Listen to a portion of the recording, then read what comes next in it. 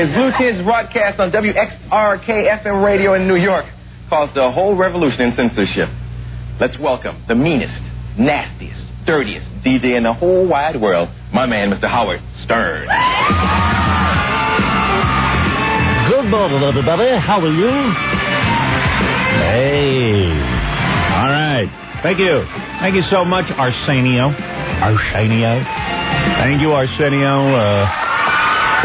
Good to be with you. Good morning, everybody. Robin, not quite done with that makeup job, are you? No, it's not a little late today. Off my schedule. Yeah. I like your lips natural. I do. I don't like when you jazz them all up with all that red. Yeah? Well, they feel better. You have very nice lips. Why, thank you. Never noticed that about me before. No, because you're always dialing them up. I like them natural. Some women can carry it off. Gosh. I like you with a little eye makeup. Don't get me wrong. That makes your eyes. I kind of like my fresh face look. No. I like it with eye makeup and no lipstick. No lipstick. Okay. Can you, when you go back there and doll yourself up, can you just put eye makeup on and no lipstick so I can see what that looks like? I'll see what that Thank you. All right. Just a request. Okay. Robin back from her triumphant visit to Hollywood. We'll be hearing about that this morning, I'm sure. Triumphant? Yes. All of Hollywood is buzzing. I received 7 or 8 phone calls about you from Hollywood. From top directors looking for you. And also, there is a million things to get to. I brought in a bag of materials that I haven't gotten to for the last month. David Spade's going to drop by from Saturday Night Live and say hello. Oh, well, that's interesting. Number 2 movie, Black Sheep. Black Sheep. I met him a couple of weeks ago. He's a pretty nice guy. Yeah. And I ran into Norm Macdonald Friday night when I was out partying. Oh, you were out, huh? On the town? No, I was out taping the Letterman special, which I'll tell you all about. Letterman special? I don't know anything about that. Neither do I, and I was there. He's doing a primetime special, and I was part of it. I did a little something for him. A little cameo? A little cameo. I wasn't looking for any billing or anything. You're doing him favors? Yeah, I did him a favor. It's very nice of you, since he does nothing for you. Yeah, well, I got some information on that. Oh, okay. I'll tell you all about it. It's a good story. It's better than my usual weekend stories of, well, I stayed home and hid from my family. Right, I was on my computer for 7 hours, and I got away from my family. Right. Also, the producer of the OJ video is going to call in today, and we're going to yell at him. Oh, good. The guy who can't get anybody to buy his commercials? He wants to complain. He's a big fan of ours, but we're going to yell at him anyway. Yeah. All right, we're going to take a break, though, first. I must do that, and then we'll get right back to our telephones, and I'll tell you everything that's going on, and blah, blah, blah, blah, blah, blah. Thank you. You're listening to The Howard Stern Show. 97.1 The Eagle. 6:14 at The Eagle. This is Brad Baxter. It's 6:18 at 97.1 The Eagle. We're back with The Howard Stern Show. Here's Howard.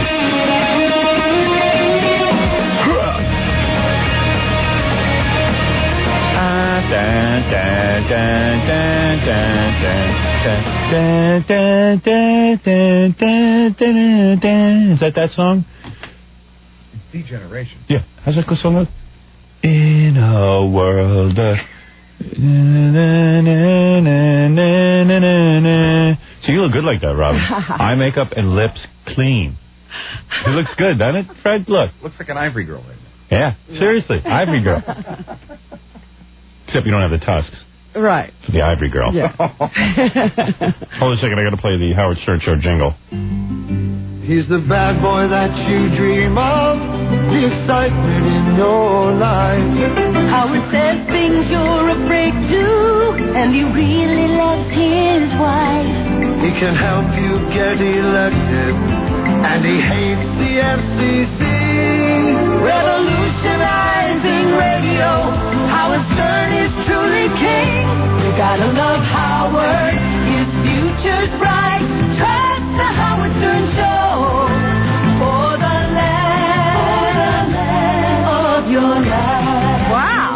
Right. Baba Booey, Fred the Martian, Jackie Jokeman, Robin too. John and good King Howard, half a penis, half a Jew. Trust the Howard Stern Show for the land of your life. Everybody loves it, Robin. The Howard Stern Show jingle for the laughs. of your life. You know, the first time I heard the Fidelity Diamond jingle that we play here during the local spots. Yes. Where is that, Fred? You got this Fidelity jingle? I knew that I had to have my own jingle because I'm in love with that song. Well, I know you always used to sing to it. Yes, it's beautiful. You know. The Howard Stern Show. For the last of your life. I have the original. Do you? Let me hear that. Fidelity Diamond for the love of your life. Those guys are great. Hey, Baba Booey, you know the name of that jingle company? Should give them a plug. They're good. For a moment, I almost thought that guy was Richie Havens. Yeah. Well, Papa Fooey will get the name. Those guys are cool. Yeah. Papa Flunky. They wrote that? Yeah, they knocked it out for me. I begged them. Wow. What's the name of that company? It's Richard K. Lehman Productions. Yeah. RKL. And Richard's the guy that wrote the lyrics Yes. to that other song. Yes. What other song? The one we just played. He just doesn't communicate well. Oh. Howard, I just galloped from down the hallway. I apologize. Understood. It's hard to think and gallop at the same time. Funny you use the word gallop. Yeah, it's funny he should be galloping. But then maybe not with that set of teeth. Yeah, I'll let you ride me. You won by a nose. All right, good. That's good. Thank you. Okay. All right, they did a nice job on that. Yeah. The Howard Stern Show for the land of your life. Very touching. Very touching. You gotta love it. So anyway,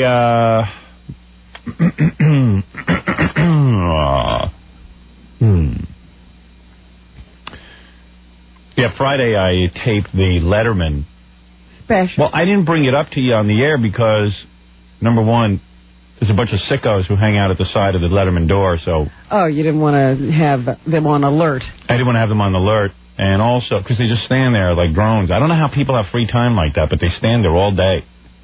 And then the other reason I didn't tell you is because I thought they wanted me to keep it a secret that I was going to be on his special, because I didn't want any billing or anything. Right. But when I was there, they were like saying to me, why don't you announce on the radio that you're doing it, because we need help. I said, what, like you helped me on my birthday show? Oh, boy. Well, what did they say about that? Well, no one talked to me about it until I saw Letterman. What it was, I taped something for the network special. So what happened was he taped the regular show with the Ramones and Norm Macdonald. So he had done his regular nightly show. Yeah, he did his, he tapes at 5:30 or 5 o'clock and did that. And then they just taped a little piece of his network special afterwards. That's how they do it. I thought they did that all at once, but they do it in pieces. Pieces? Yeah, so whenever someone's available, they do it. So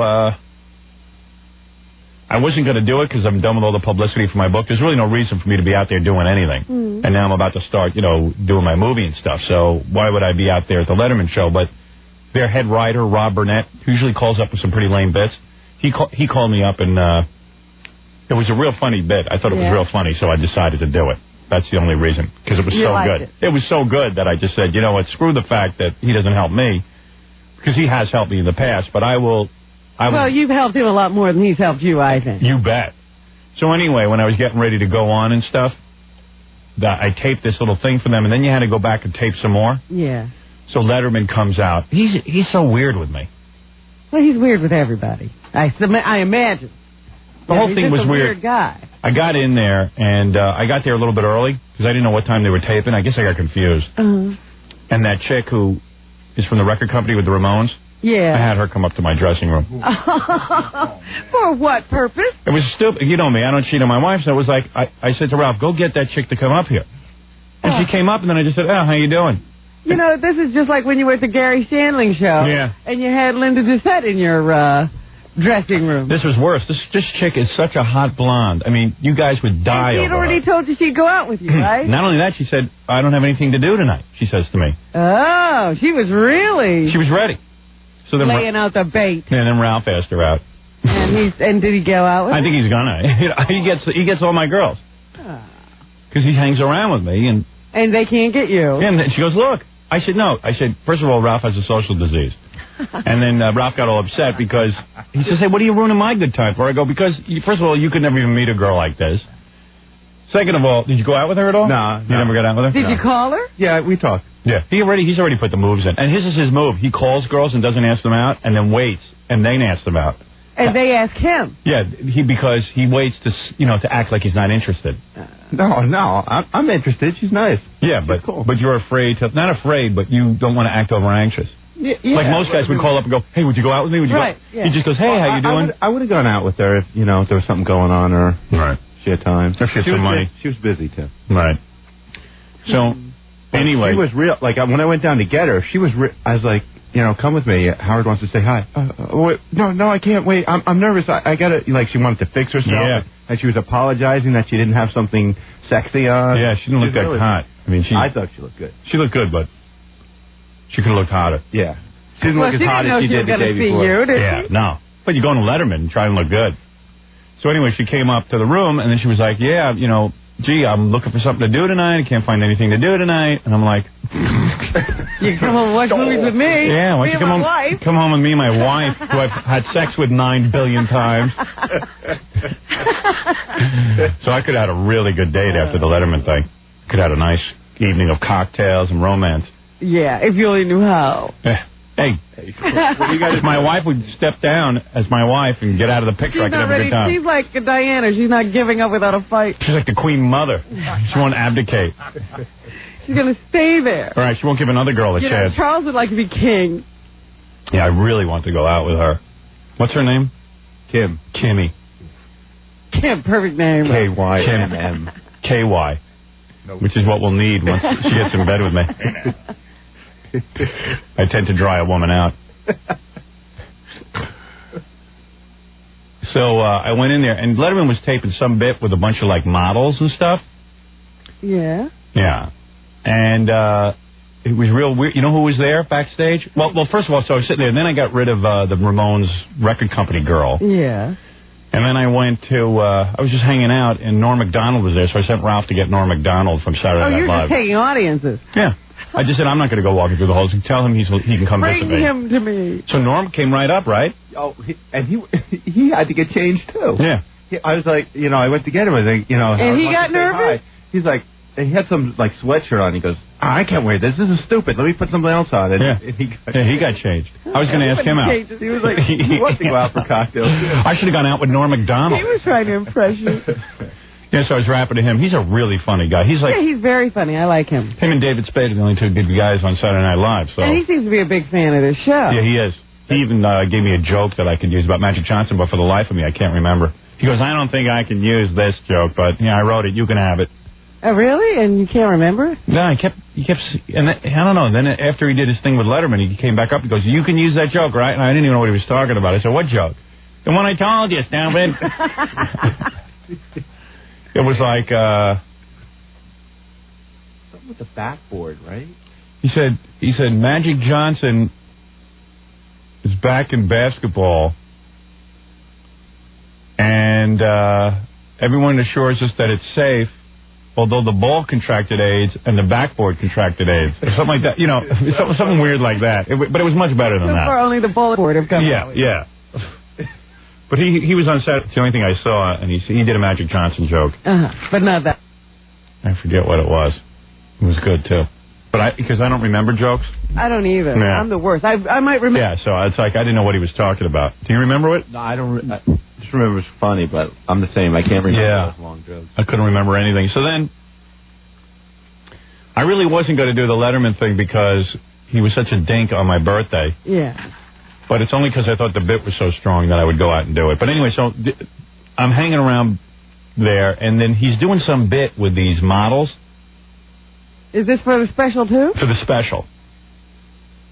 And it was like Lauren Hutton, Yasmin Bleeth, Rosie Perez.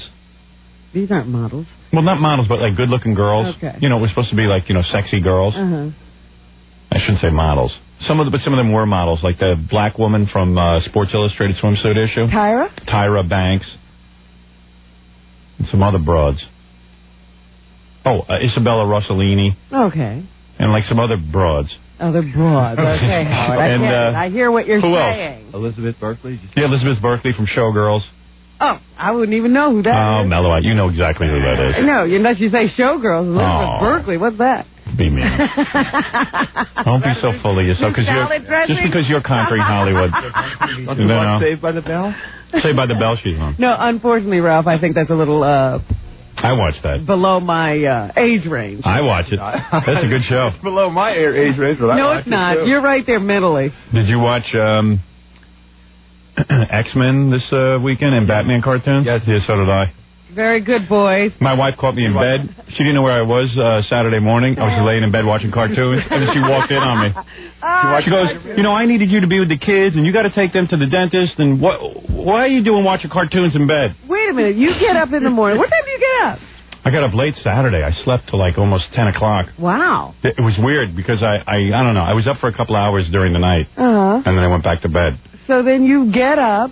Well, I didn't get up. I just turned the TV on. Roll over and turn on the TV. Yeah, because I know if I get up, they'll catch me. You pretend you're still asleep. Yeah. So I keep it real low in case my wife comes up. When do you go to the headphones? I was thinking of getting headphones. Wireless headphones. Yeah. It'd be That cool. way they can't hear you at all. Yeah. Did you watch Spider-Man, too? Yeah, I missed that. I was whatever I wake up and see, and it was X-Men. It was really good. Yeah. It's a good cartoon. Letterman is doing his thing with these girls. Yeah, Letterman's doing his thing with these girls, and like, so I walk by, and they all, like, it was weird to see their reaction to me. Like, first of all, like Rosie Perez, like, we know her. Yeah, she's been on the show. But I don't know, she was acting like she didn't you think she was acting like she didn't know me? I thought she was friends. I mean, She was like, oh, hello. Hello, Stunky. Hello, Stunky Brothers. And Stunky Brothers. What's that about? That's from that movie. You know that movie she did, White Men Can't Jump? I'm supposed to remember. He was with a Stunky Brothers. Feeling quickly out the window. Stunky Brothers. That's all I could think of when I saw her. I didn't watch A White Man Can't Jump 5,000 times. You didn't? Sorry. You should. It's really good. Wink, it's the Stunky Brothers. You better get out of here. Oh, those are the two bozos who were after it? Yeah, the Stunky Brothers. Stunky Brothers. You do it pretty good. Go ahead, do it. Feeling quickly, the Stunky Brothers. Brothers, out the window. Arriva. Andre. The Stunky Brothers. What was that, Ralph? Is Underay? Andre.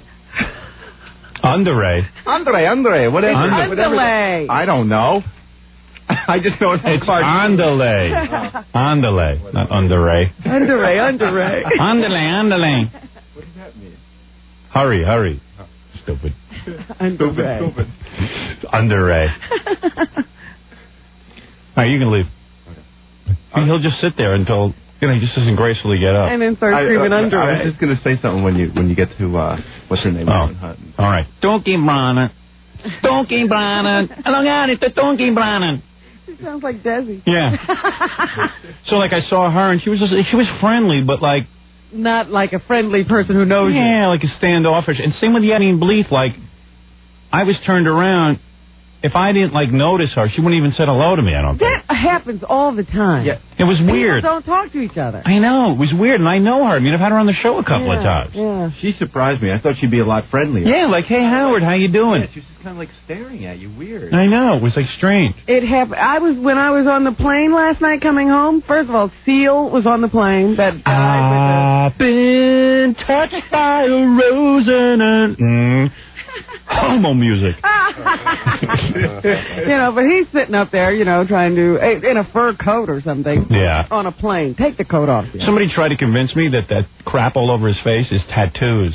And I said, that's not tattoos. What do you think it is? I think it's just crud. It's like a scarring, like a fire or something he was in. I don't know. I couldn't get a good look at it. See, I was hoping to get a look at it up close and give my own impression. You know what it looks like? What? You ever have hot cocoa and you got to skim that crap off the top? Yeah, that skim. that chocolatey crap? Yeah, that thing that's sort Skin. of solid. Yeah, solid skin. That's what Seal's face looks like to me.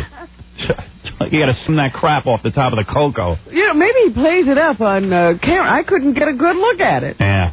Should have gone up to him and asked. Yeah, excuse me, what's that crap all over your face? Excuse me. You got to get a little kid to do that. Little kids ask stuff like that. What's on your face? What's wrong with your face?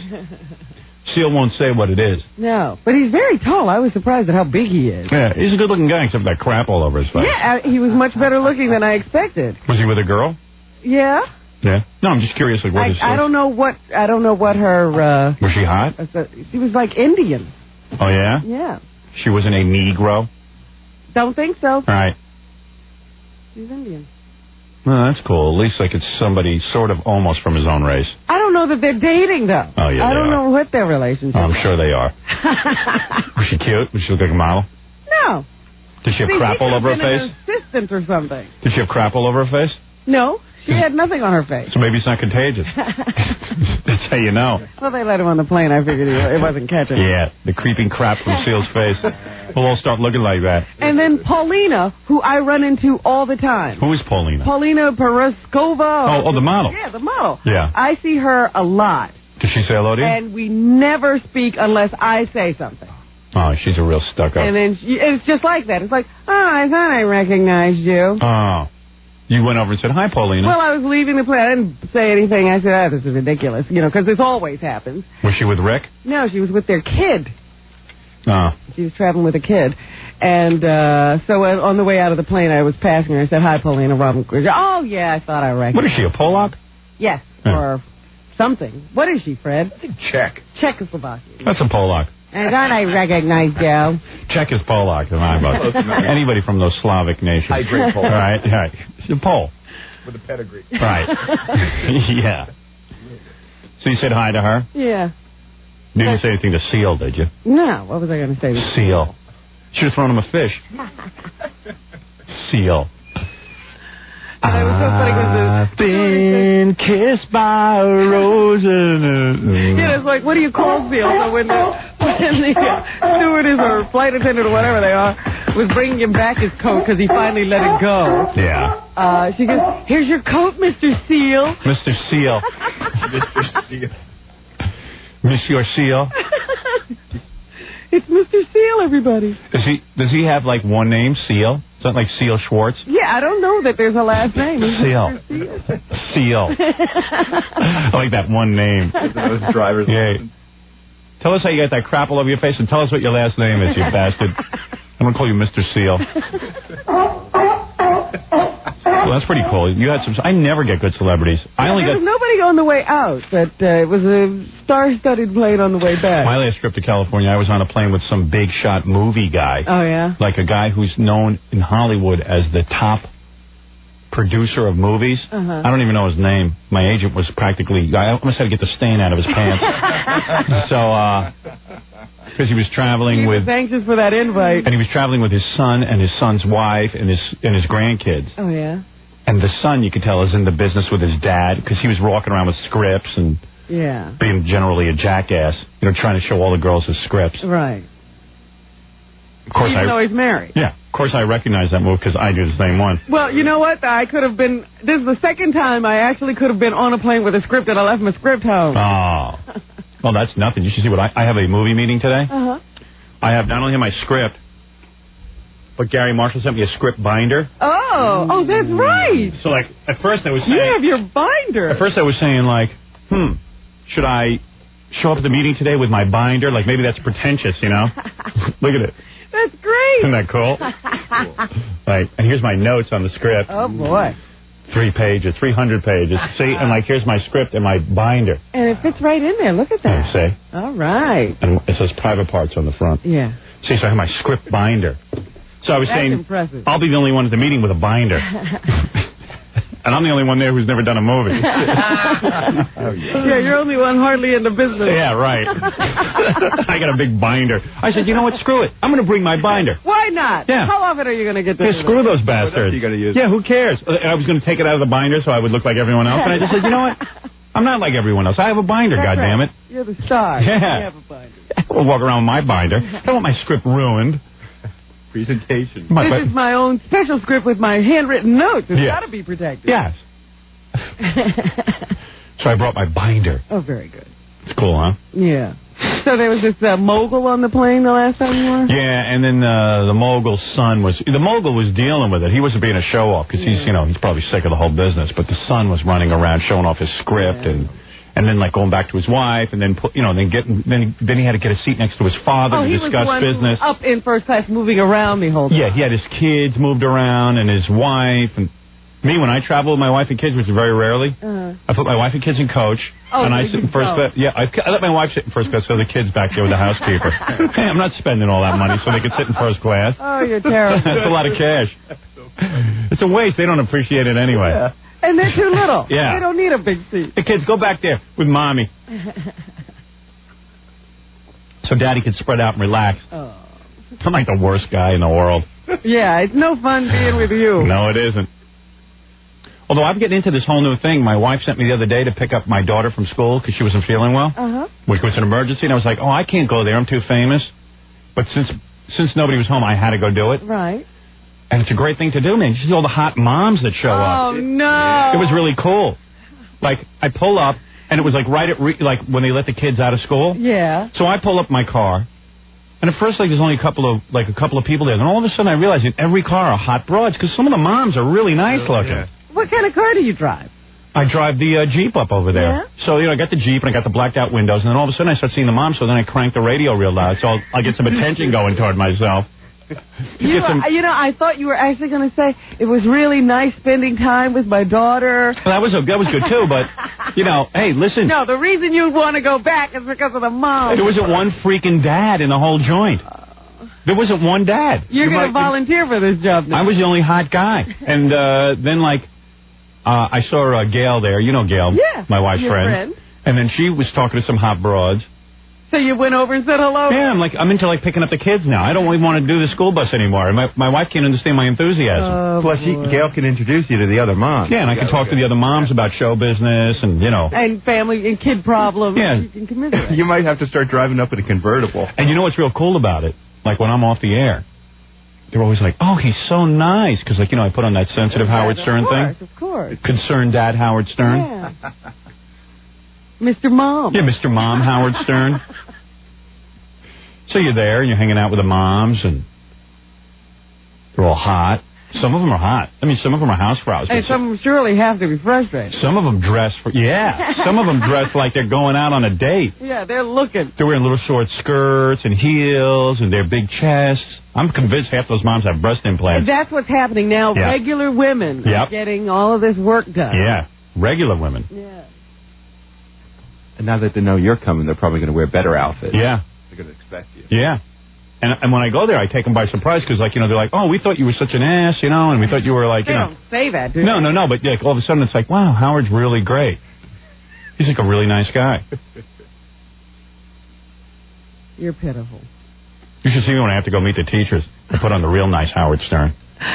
Do you do something special with your hair? Do you try to look like a parent? I try to pull it in a bun. And do you wear, clothes that don't look like Ralph's? No. I wear, No, I mean, where Ralph is sitting there now, like he's about 12 years old. No, I dress kind of nice. And yeah, like an adult. Like an adult.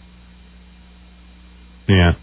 Trying to be a parent. I put my hair in a nice bun. a conservative bun. Oh, dear. Get it off my face. And do the teachers scream when you walk in? No. I don't go to, parent...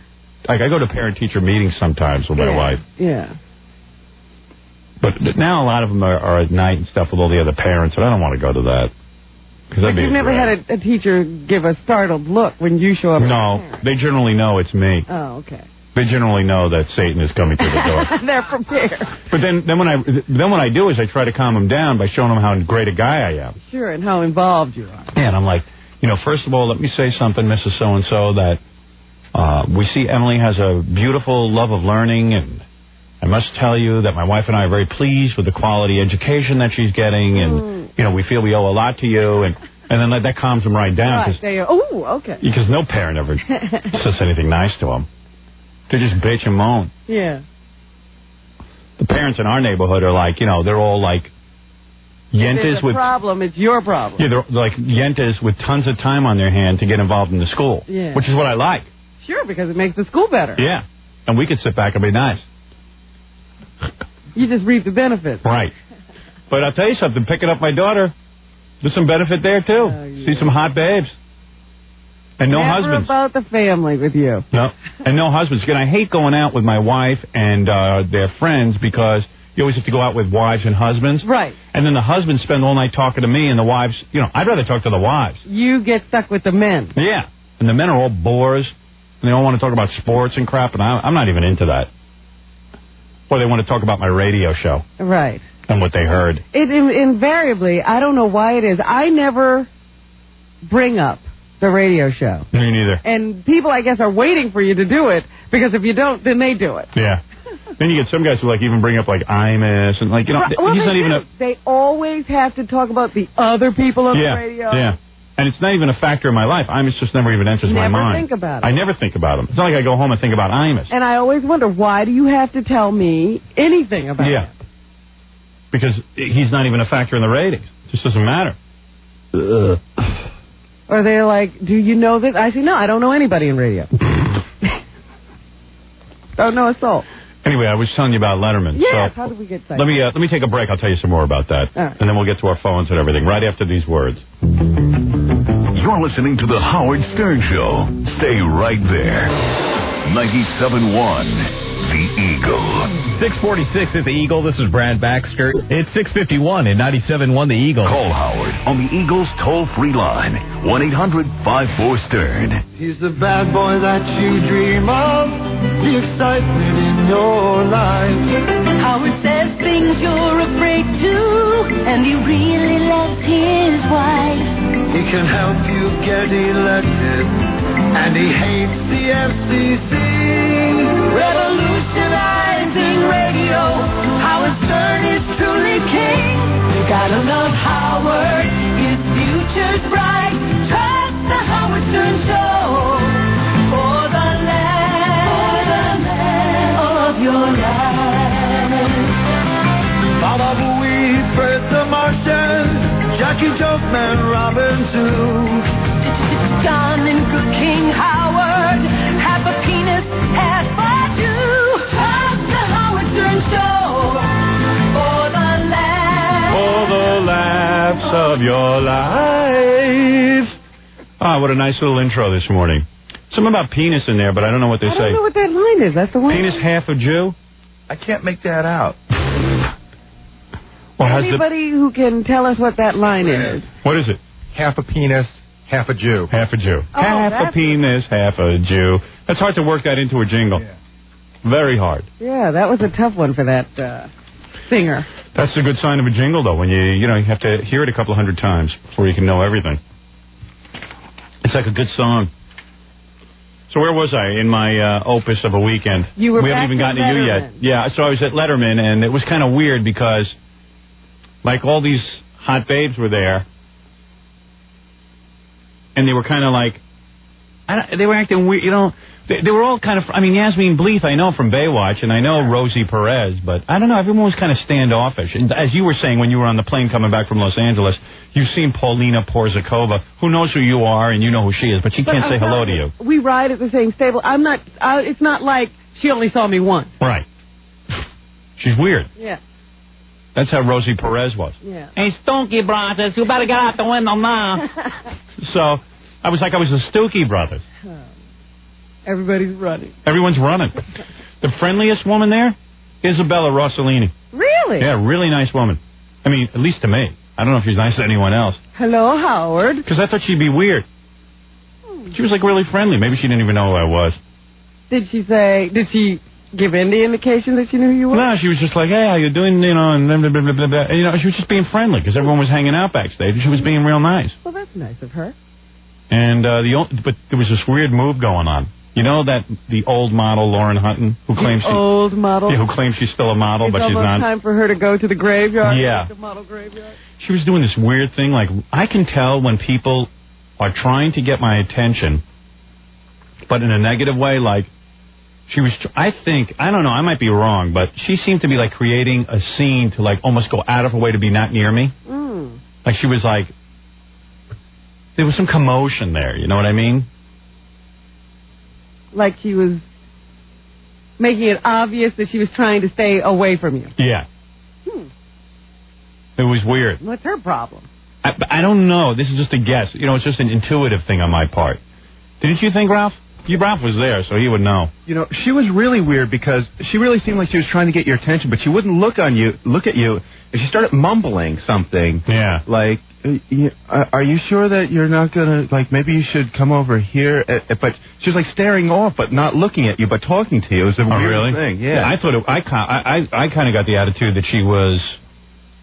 Or talking about you, but, like, right to somebody now. She's definitely trying to get your attention, and she wanted you to pay attention to her, but she wasn't going to talk to you directly. Right. So she was going to go like, "Hell, hi, Howard," or "I hate you," or whatever. Oh, the other most friendly person was Elizabeth Berkley from Showgirls. She came over. Yeah. She's a huge fan of the show and makes tapes and sends them to her dad, and her brother is like... Well, then I like Showgirls. Yeah. That's why I said you would have liked her. She was just real sweet, and I turned around and I go, boy, she's really sweet, but... And I'm angry at what the industry is doing to her. I was like, too bad she's being blamed for that horrible movie. Yes, how dare they? Yeah. But she was really... I'm definitely sure I can get her. Oh. Yeah, I mean, she was knocking people over to catch you in the elevator. I know.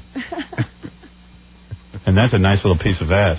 No offense to you women out there. She was cute. She was really cute. I thought that one we went up in the elevator with, I think she was like a model. She was like a stand-in for somebody. Yeah, for Frederique. I think they were doing a bit with Frederique, the model. No, with Linda Evangelista. Was Frederique there? Someone said Frederique was there. I don't know. Do we know Frederique? I don't know.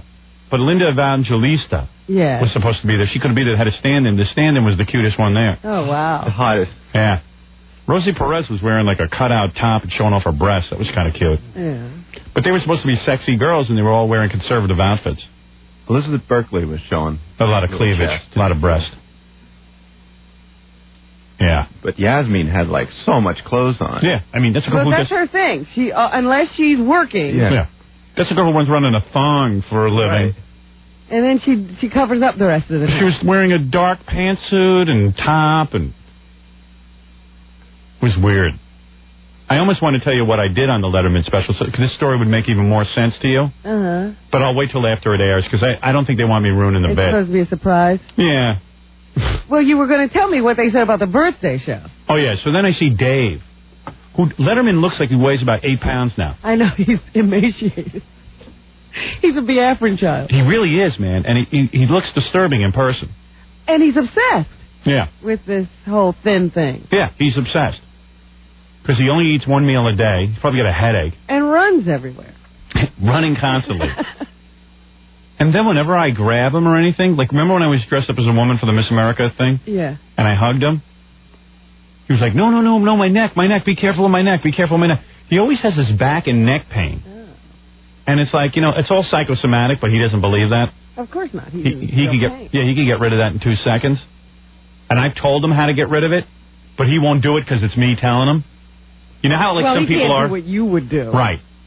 He can't possibly do what I would do. Johnny said it. It would be different. If Johnny, Dave, I just met with Dr. Sarno. The back and neck pain is in your head. But also. Oh, thank you, Johnny. Can I suck your ass more? Johnny had back pain. Yeah.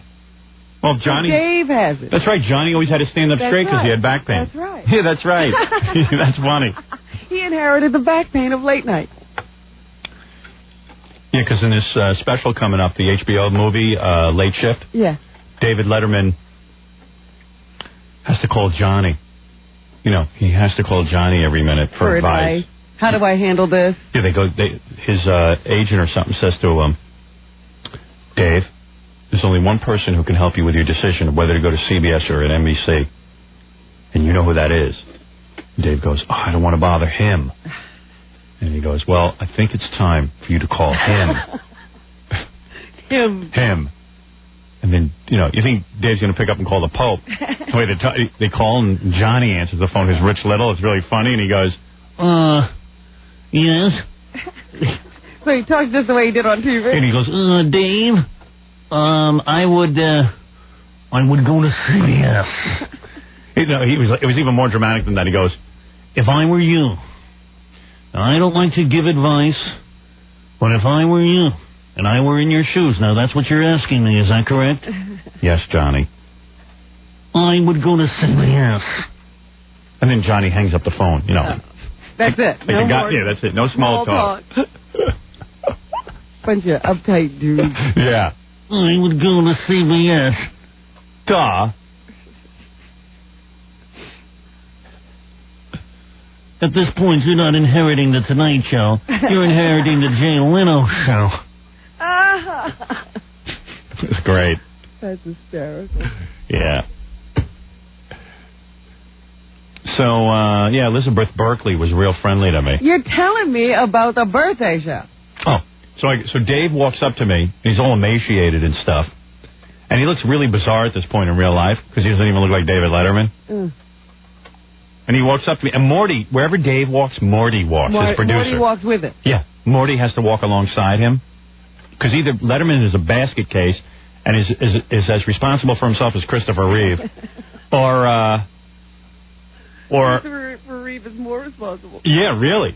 I mean, and Morty has to go everywhere with Dave. So Dave walks up to me and he goes, geez, I'm real sorry about the birthday show. I want to make it up to you. I want to talk to you. I want to, just like, you know, I want to make it up to you. And I was like, okay, all right, man, don't worry about it. You know, I mean, what am I going to say? You know, his time to help me out was then. So it was like real weird. Like he just kind of says it in passing, then he moves on. You know, right? Yeah. You know, he's doing me a favor. He's talking to me. Everybody's so taken with themselves. Yes, I guess so. I guess that's what show business is all about. Yeah. But, you know, Dave can't possibly do a walk-on on my show. No, he couldn't enter a room with other people in it. Right. So then, I don't know, then he came back and he mumbled something else to me about the birthday show again and wants to talk to me. And I just said, you want to talk to me? Talk to me on the air. Do the show. Yeah. We have all these stupid conversations. Yeah, having all these stupid conversations with him off the air. So I don't even want to deal with it. But it was a funny bit, so that's why I agreed to do it. You know. And then when I'm out promoting my movie and stuff, I'll do those shows, Leno and Letterman. Yeah. Well, tell him not to worry ever get a call from me again. He doesn't have to worry about the birthday show. Is that right? Yeah. You're never calling him. There you go. Why would I bother? Super. You're right. Burned us. Oh, I could tell him that when he called back, I said, forget him. That's right. Who needs him? Onward and upward. We've managed to get ratings without Letterman all these years. Forget it. Don't bother, Dave. Yeah. Don't call it in. Nobody wants it. Yeah. Besides, we have Morton Downey Jr. calling us every couple of minutes. So we could get him. He's waiting in the wings. Right. Can I just jump in and say that it was really disappointing the way we were treated by those guys? Yeah, well, they think they're more happening than us, but the world knows they're not. Well, I think they think they've carved out their own little corner show business, and they don't really need anybody. Right. But they do. And that'll become increasingly more apparent. And we don't need them. That's right. We really don't, though. But that's the whole point. But the funny thing is, like that with me. Morty comes back to me afterwards and says, can you talk about the fact that you're going to be on the special? Because I said to him, I don't want any billing on the show. I don't want any mention that I'm on the show. He goes, well, please talk about it because we could use the help. Right. So when they need help, they come to me. They can certainly turn here. Right. You know what I mean? You guys smell bacon? Yeah. No. Somebody's cooking something. Well, that must be that restaurant. So anyway, you went out to Hollywood this weekend. And yes, I am back. Robin they almost kept me. Robin did a movie of the week. What's the name of this movie of the week, Robin? Deadly Web. And when will this air? Do you have any idea? In April, I understand. April some point. Yes. And you went out there and... flew out on Friday. Robin told me. The only thing she told me off the air was that she was so good. Oh, stop. Can I tell this? No, I don't want to talk about that. That was off the air. If I wanted to talk to you about that, say it on the air. What's the big deal? No, you should be proud of yourself. I will tell you what the director told me. You know, it's really funny, this whole process. Yeah. Because you go in and there's rehearsal. Yes. So now in the rehearsal, you go into the set and you, the director, and whoever you're acting with, that's all that's on the set. Yeah. And you sit there and you go through your lines. And then the director says, okay, here's what's happening. You know, you're this pissed off woman. Wait a second. So the first time you do it. Mm-hmm. You just do it whichever way. So the first time you do it. Yeah. You do it whatever which way you think you can do you just do your line. And do you feel stupid doing it? Absolutely. Right. Because there's a guy standing there evaluating you. Right. It's like, on this show, no one evaluates us. You say whatever you want to say. Unless it's like Tom Chiazzano and you just tell him to screw off. Right. He comes in and says, I thought that was really funny, so what? Yeah, we go, who cares? You have no opinion anyway. You thought the Grease Man was funny. You have no credibility with us whatsoever. It means nothing what you think is funny. So you walk in. You're performing for. And the scene was that you were this big boss lady. And who was your scene with? Ed Marinaro? Yeah. Is he any good? Yeah. Yeah, he did okay. Yeah, he's a guy who made the transition from sports to acting without a problem. So how hard could acting be? If a guy, couldn't be. If a big dumb jock like Ed Marinaro could sit there and... Don't call him a big dumb jock. He seemed like he was a really intelligent jock. If a big stupid blockhead like Ed Marinaro can do this, how hard could it be? Big piece of wood. Yeah, a big piece of wood like Ed Marinaro. He was going to come here if you started talking about him. I'll beat his ass. He said, I'll get through that door. I'll kick him in his knee. They're weak now. And he's here today. Is he? Yeah, because he's presenting at the ESPY Awards. Oh, gee, what an honor. Big deal. Well, he's got some life, too. After he finishes the ESPY Awards, he's finished on the movie. Right. His last day was Saturday. And so now he's come here to present an ESPY. Yeah. And then he will get on a plane and fly to Argentina. To do what? To go fly fishing. Oh, tough life. With some ESPN show. Wow. Yeah. That's what I want to be doing. Yeah. So he's going to be down there 6 or 7 days at their expense fly fishing. You're not dating him now, are you? All right. I know how you get. He was cute. Sometimes you fall in love on the set. So, all right, so you get on there, and you dressed in your outfits for the movie, or are you just, like, rehearsing?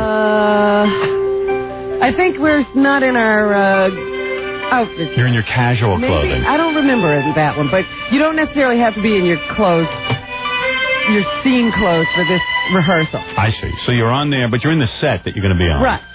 And then, like, he stands there and he says, okay, just run through your lines. Sitting while you do this. And are you reading from a piece of paper, or at this point you have it memorized? You're sort of like trying to do it off the script, but, you know, you have it there if you need to refer to it. So how many lines did you have to know? It was a back and forth, you know. We had a couple it was the longest scene I did, and it was about 3 pages. 3 pages? Of just you and him going back and forth? Yeah. Oh. Maybe 2.5 pages. Wow. All at once they shoot that? Yeah, it was straight through. It's a lot of lines. Did you get cue cards? No. No Kidding. cue cards. No cue cards? No cue cards. What kind of crap is that? I would have left. I would have walked out. I would have said, look, I'm not going to sit here and memorize this garbage, you guys, right? You could not have possibly found a place to put a cue card. I see. There wouldn't have been any place. Brando puts it on his hand. Well, that's one place, but there was no place to hang anything. In my movie, I plan to be like this. You know, I'll have my hand right in front of my face. It'll be like, hey, how you doing? What's happening? Hey, why are you blocking your face? I don't want you to see me. I'm not particularly good looking. It's my acting technique. Ed Marinaro should have written his lines on top of your breast. And you should have written them on his penis. They weren't showing, thank you. And then you could have been staring at his crotch the whole time. All right, so then, like, you run through these lines. So you run through your lines in front of the director with nobody else around, and then if he feels that, you know, the scene isn't playing exactly the way he wants it to play, then he tells you more about your character, and he says, this is what I want from your character. Does he show you how to do it, or he just, like... No, he just says, she hates everybody. She hates her job. You stupid son of a bitch. He doesn't. He's just another employee to her. Da-da-da-da-da-da-da-da. Yeah, so don't be nice to him. So, he tells you that, so then right away you start thinking to yourself, you suck because you didn't do it right the first time. No, you don't think it's then. You think, okay, I didn't understand it, let me do it again. Right. And then you do it the second time, or the third time, and he goes, okay, fine, go away. And then they come back, and you go sit in your trailer for another... I had a trailer. Yeah. What do you do in that trailer? What do you do in that trailer? It had TV with cable. Oh, so you sat there and watched TV? And a VCR. If I'd known that, I'd have brought movies. And you didn't go through your lines in the trailer? Yeah, well, I went through my lines a couple more times, but it was after the camera rehearsal. See, then you have a camera rehearsal. Man, how long does all this take? Forever. I got there... See, I'm so professional, they'll just do it in one take. Yeah, but you got to get to the take. I don't want rehearsal. I'll walk right in, just do it. Right. That's the way I am. So anyway, yeah. Right, you think. Anyway, so then because what happens is, then after you finish your on-set rehearsal. Yeah. They bring in... Lunch. No. When's lunch? Lunch was before we shot anything. Is that a good lunch? They had, like, craft services, yes, where they, you know, have guys fixing up food and junk like that. Do they have, like, white omelets like everyone eats in Hollywood? They had, like, steamed vegetables and fish dishes, you know, so you had a variety of things you could choose from, yeah. Yeah, because I'm working out my movie schedule now, and they want to know when I want to eat lunch. Yeah. And I'm like, well, let's have lunch and then a snack. I'm more into the meal planning. Grazing all day. Yeah, I want to graze. That's how I eat. Well, they had this one big room that was set up with all the snacks, too. Yeah. So that once, you know, lunch was done, there was a room constantly there. What kind of snacks? You know, like they had cut up vegetables if you wanted that. They had candy. They had popcorn. Really? Cheese balls and, you know. Can you take it home with you? I suppose you could load up. All right, so anyway. That's the coolest thing. You go back to your trailer. Yeah, and Ed Marinaro has his trailer. He had a trailer. Did you go over and party in his trailer? And Gigi had a trailer. Who's Gigi? Gigi's the other principal. Girl? Yeah. Gigi Nice? Rice, I think. She cute? You would have loved her. She Really? was pencil thin and beautiful and blonde. And big chest. Well, I wouldn't know, Howard. But she definitely had a thin waist. Yeah. What is that? I would have gone back to her trailer. She would have said, Howard, don't you have your own trailer? No, they asked me to come to your trailer. You got to share my trailer. Now, why don't we change Gigi? So, there was Gigi, and there was Ed, and then there was the makeup trailer, and then the wardrobe people, the prop people. So after you finish the rehearsal with just you and the actor you're acting with and the director, then they come in, and all the technical people come in, and they then figure out what they're going to do and where they're going to be and how they're going to light it, and that takes a long time. So how long were you there? I was there for 12 hours. For one scene? For 2 scenes. That's indulgent. No wonder these things are all over budget. No, it wasn't. It just seemed to be what it took to get it done. Really? Yeah, and so anyway, they come in, and then you have a camera rehearsal. So you walk through it again with a camera.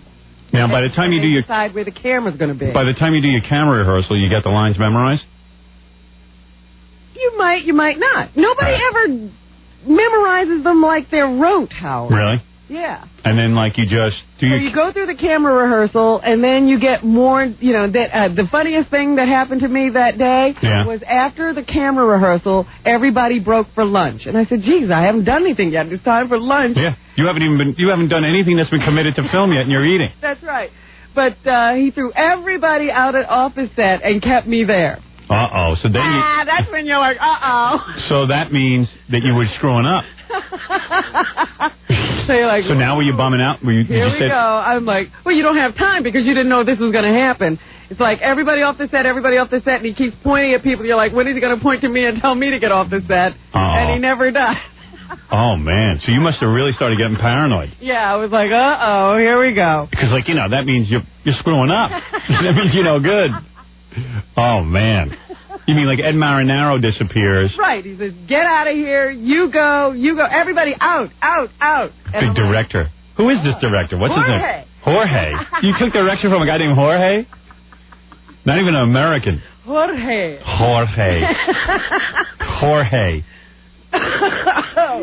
is what you feed your bitch when she's not behaving. I beg your pardon? Jorge. Everybody's, screaming Jorge all the time. At first, because I never understand those names. Did you just think he was horny? Like Horne. Or they named him. So, okay, so then, you know what? I got to take a break. Okay. All right, let me take a break. By the way, I have to be off the air at 10 o'clock exactly today. Today's my test. Oh. They're testing me today to see that I can get off at 10. Really? Yeah. Oh, dear. And since you're in my movie, since you come highly recommended. And I know how difficult it is now. Right. You know I have to get out. Done. All right. So we got to stay on schedule. All right. Let me take a break. Yeah, and then I want to hear what happened. Yeah, because I'm meeting with Jorge. Jorge's throwing everybody off the set, and I'm in there alone with him now. Did he pull his pants down? Very professional. You're not getting the scene, right? Gary Mexico, we always do it once or twice, and the actors forget it. What's wrong with you? Oh, he wasn't like that. Jorge. All right, we'll take a break. You're embarrassing me. All right, we'll be back. My masterpiece. And your agent was there with you, right? Yes. So was he upset that you were left? He wouldn't even let him. Jorge is such a tyrant. That he wouldn't let the agent near. He wouldn't let. Don said he couldn't get anywhere near the production. Really? Well, Jorge's smart. Because Don would have taken over directing the piece. He like an e-camera crew was following me around everywhere. Yeah. He threw them off the set. It was pretty funny. Oh, good. So maybe we'll actually see this on E. Yeah. Oh, good. Yeah, because they got some of it. But then Jorge was like, oh, who are these people? Who are these people? You don't need no stingy cameras watching me. I am Jorge. I am making my big movie of the week. Hey, suckle me, Jorge. We got a TV show to shoot, pal. One hand feeds the other, or whatever that is. All right, we'll be back right after these words. You're listening to The Howard Stern Show. 97.1 The Eagle. 7:15 at The Eagle. This is Brad Baxter. It's 7:21 at 97.1 The Eagle.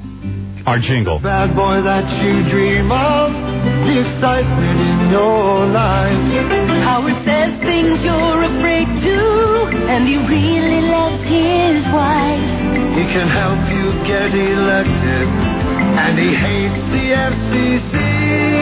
Revolutionizing radio, Howard Stern is truly king. You gotta love Howard, his future's bright. Trust the Howard Stern Show for the land of your life. Beautiful.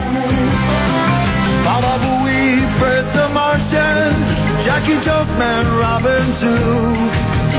John and Good King Howard, half a penis, half a Jew. Trust the Howard Stern Show for the land of your life. All right.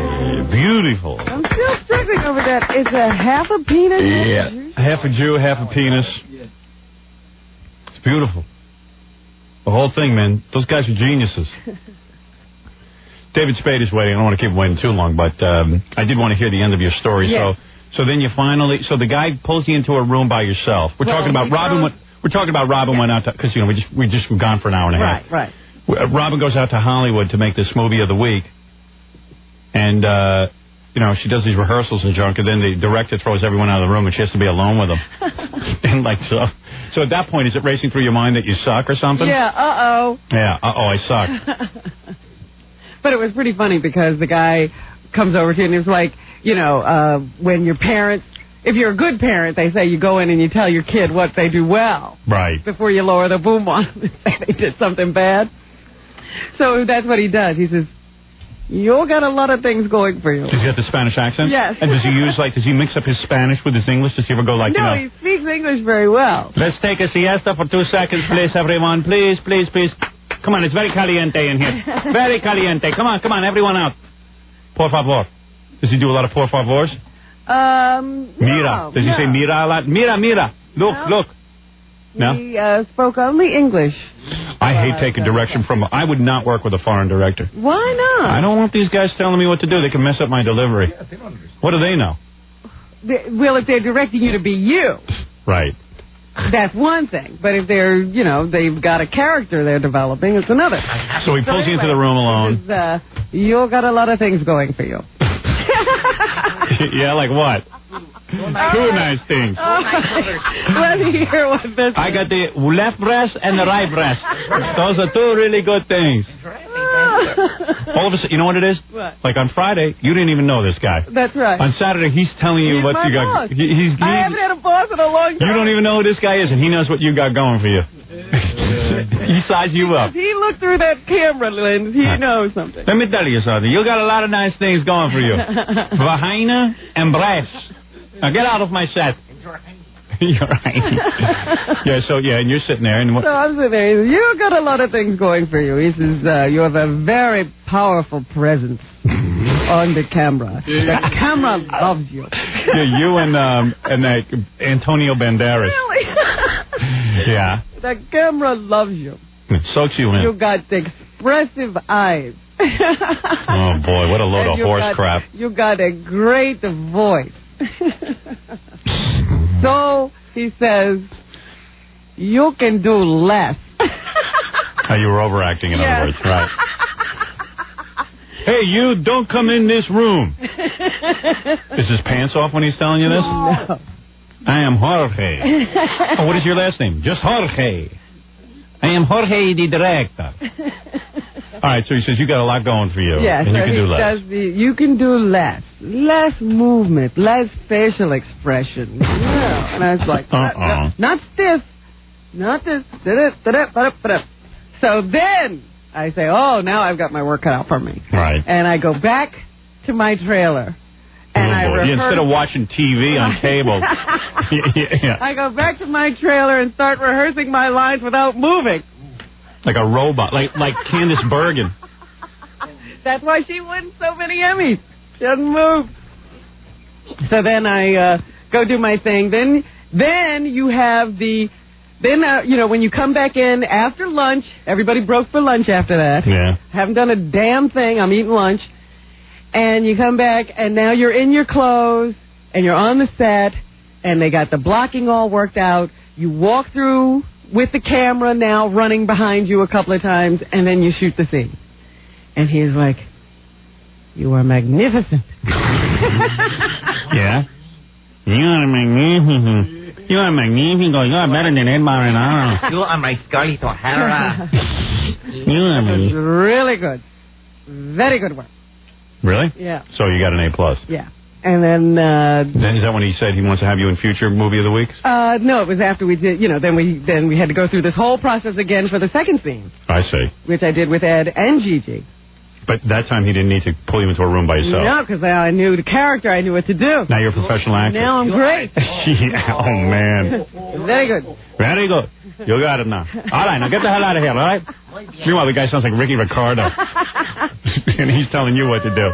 And it's pretty funny because he is the director and he's also a cameraman. He's a cameraman who's become a director. Yeah. So he works the camera. All right, now I go be Mr. Cameraman. I put on a different hat. Develop my face. All right. Now I'm director, now I'm cameraman. Yes, I develop it over at the photo man. And the chemicals in my trunk.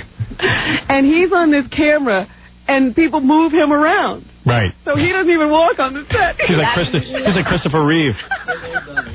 Hey, let me bring in David Spade, Rob. Well, Okay. Congratulations to you. Thank you We all very look forward to seeing that. But he did. He liked my work so much. He said, I'm doing another movie. I think as a part for you. You really would be good for it. Really?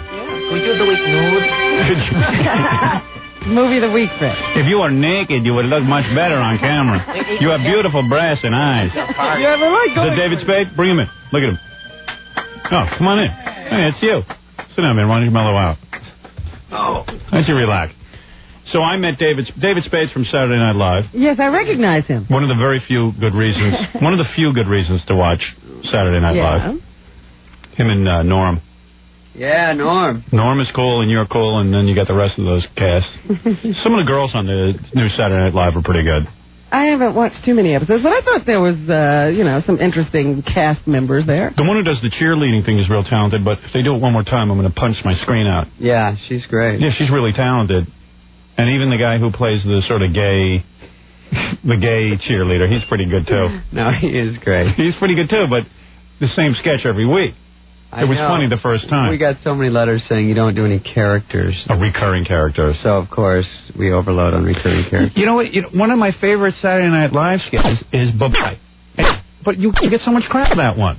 Yeah, people say that that's a bad sketch. You know what I'm talking about? I know the Bye-Bye. Yeah, when he goes Bye-Bye. I thought that was really funny. No, you know what happened is we did at the very end of one season. And, yeah, I thought it was great. We got lucky. This guy, Fred Wolf, and I wrote it, and it worked real well. And you write that stuff? Yeah. Oh, cool. I have to write. I didn't know you wrote. I have to write all my stuff. I thought somebody just wrote that stuff down. Well, that was his new special deal this year, that he gets his own 5 minutes. Yeah, I know. That's what's good. No, he writes that. That's why it's hard on the show on me, is because I get burnt out from writing. Performing is fun. Yeah, writing 5 minutes of stuff a week, it's got to be pretty rough. It's got to be pretty burned out. 20 hours a week. I got to write 5 minutes a week. How much do you write to get that 5 minutes? I know. Yeah, I mean, come on. You're not going to get much sympathy from us, my friend. Yeah, you're right. 5 minutes a week. Yeah, that's why it's very rough. I always hear the guys from Saturday Night Live talk about how rough it is. And I go, burned out. Wait a minute. You got to do one show per week. It's mostly commercials.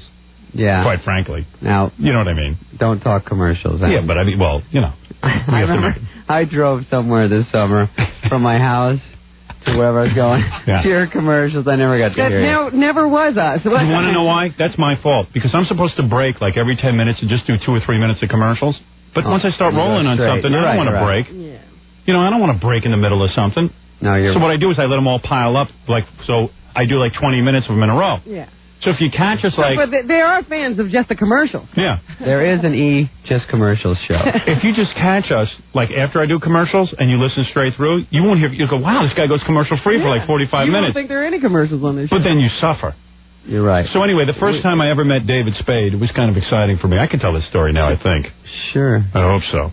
So when I was promoting my book, Miss America, the bestseller, Miss America. By the way, I had the pleasure of sitting next to someone on the plane who was reading your book. Oh, is it just by coincidence? Yeah, well, I'm sure it was a coincidence to him, but it was kind of uncomfortable to me. Really?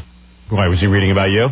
I don't know. It's just like I'm sitting there and there's a guy reading Miss America right next to me, and he's holding up the book so you can see the cover. What excellent women. Yeah. I hear you go to Scores all the time. Sir, I read please. that. I read that in the newspaper. Is that true? Did you read that? I read that. Yeah, that you were at Scores or something. Well, I'll take you there. Don't act like you're above it. He was doing research. No. We're having a big party for Jackie there Friday, private party. We should get some celebrities there this time. Well, I thought you had. Well, you know who's coming? What's his name? John Stamos. John Stamos is coming, and you should come too.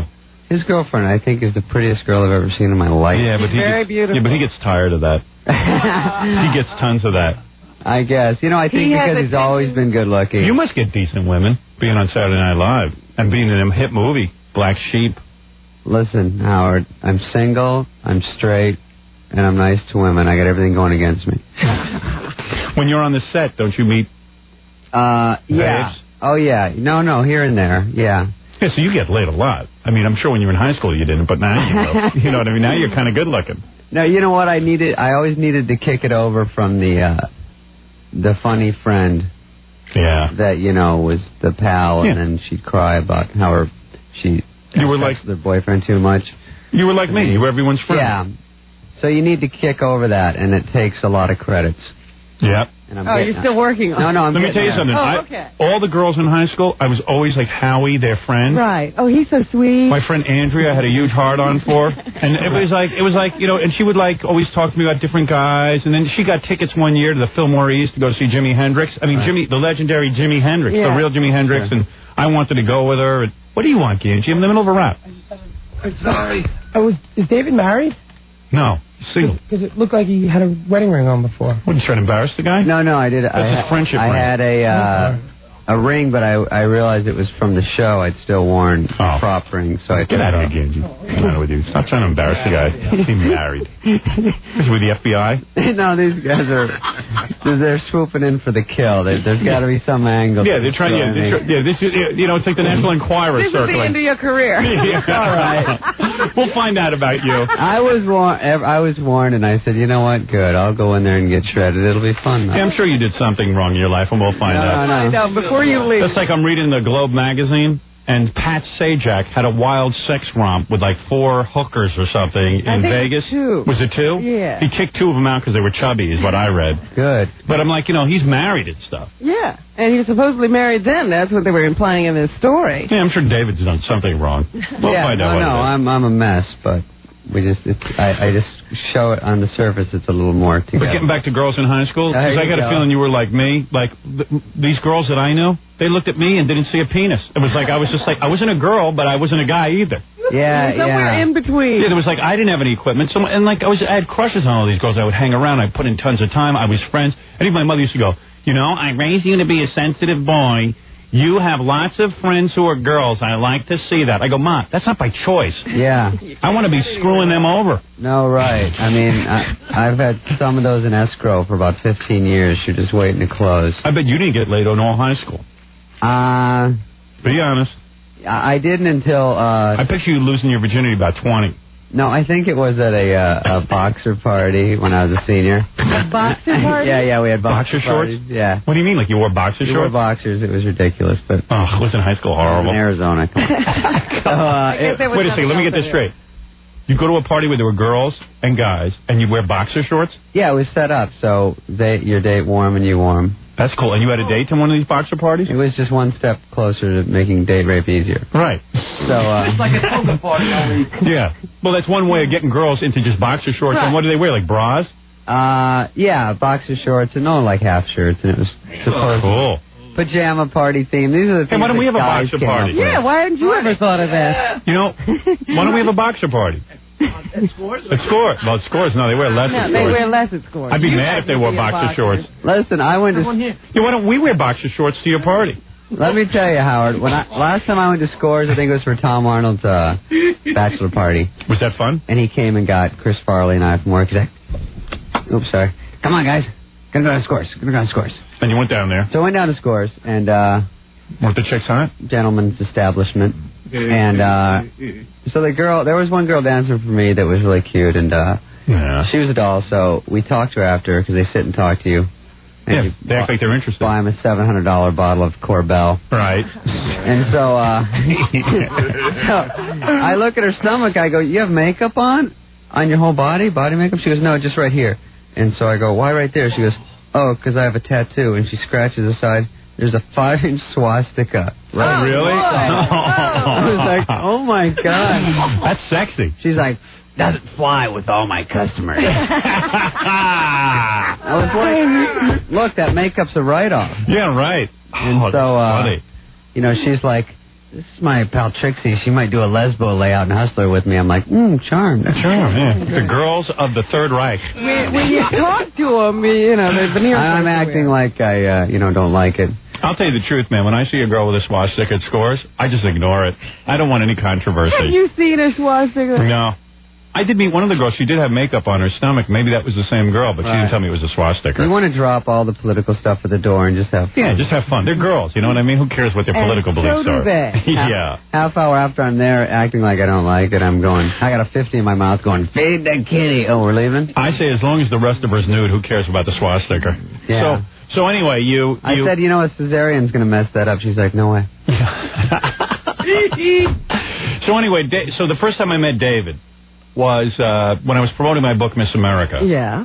Oh, I have to take a break. I'll tell this story in a minute. All right. He's David, trying to be good today because he's being tested. Oh, you are about commercial breaks? No, about me starting my movie soon, and I got to be out of here at 10 o'clock on the dot. Oh, so you're trying to... So I'm trying to prove today they're testing me. I have a meeting over with my movie people. And it's at? I love movie people. At 10:15. Ah. And I have to be there by 10:15. Wow. Oh, that ain't gonna happen. Anyway, the new movie is Black Sheep from David Spade. It's like, this week it's number 2, but it was number 1, but it made a ton of money over this weekend. It did okay. It made like another $7 million.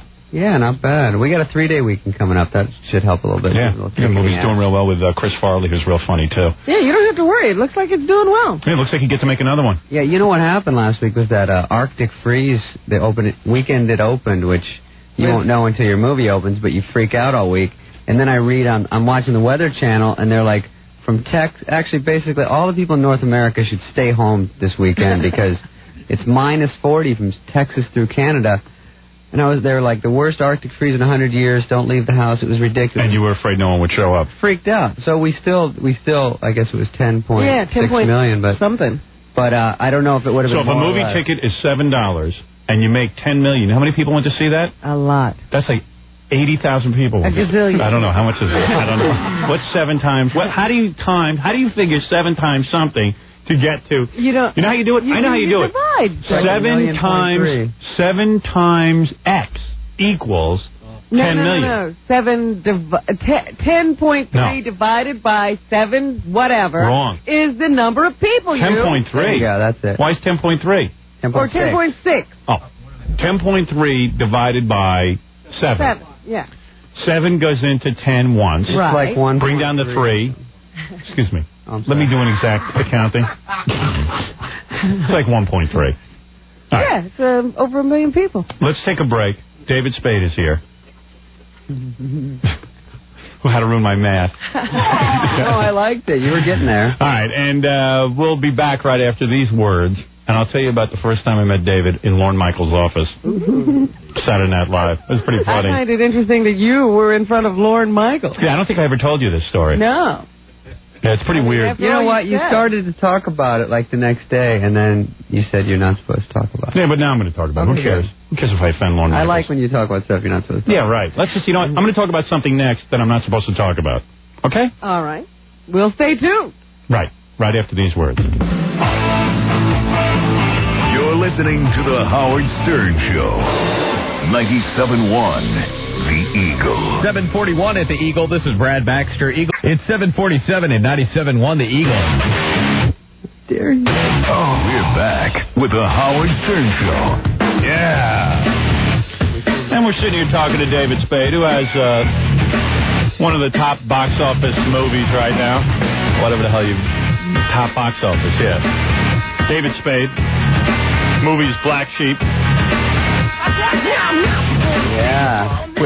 He's in it with Chris Farley, big fat guy who used to be on Saturday Night Live. He's pretty funny. You two are like a team, aren't you? Chris and I are the fatty and skinny of the 90s. Someone told me a rumor going around that you two guys aren't even doing promotion together because you're fighting. Is that true? No, we did all our promotion together. Really? You're not fighting with him? I heard you're not getting along with him. No, we had our moments on the movie. There's something there. There's something going on between there like yeah. a problem? Because Chris, I think, is a little out of control. Well, it was more about, I think, that we did 5 years of Saturday Night Live together, and then 2 movies. We shot Tommy Boy during Saturday Night Live, so we were like... Got on each other's 24 nerves. hours a day. We're like an old married couple, except we slept in the same bed. And then we went straight to Black Sheep. That was a good one. And It took me a second. like that, It takes you a few minutes. Sorry. You talk so fast, you know? Sorry, man. I was just busy worried about my next line. Okay?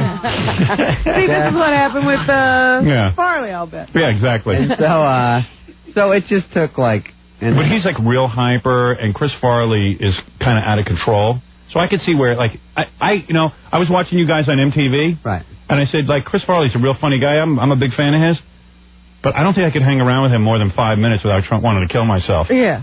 Well, that's part of it. Is that I think what works about us is that we're so different, but it also can get to be trouble. Yeah. But overall, So are you talking to him? He's a great friend of mine. Yeah. We were out last night. Really? He came on Saturday Night Live this week, and I know you saw it. You taped it. No, yeah, I taped it. I haven't seen it yet. And, I did tape it. He came on and did my segment with me. Oh, he did? We had a blast, yeah.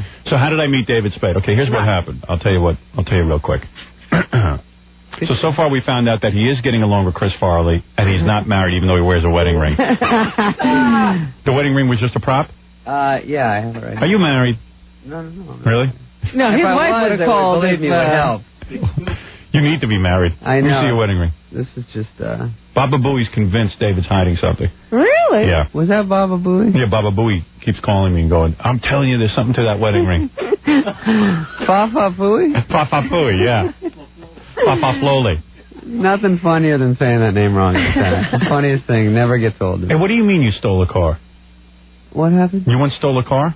Is that true? Who said that? I don't know. It was in your bio or something. Oh, yeah, we did steal a car once when I was in high school. You did? Ooh, Well, you know, terror. it was when valets used to leave the keys under the seat, and we, I shouldn't tell it, someone will know, but we were in Arizona, and we had a few cordials. You were all jacked up. Yeah.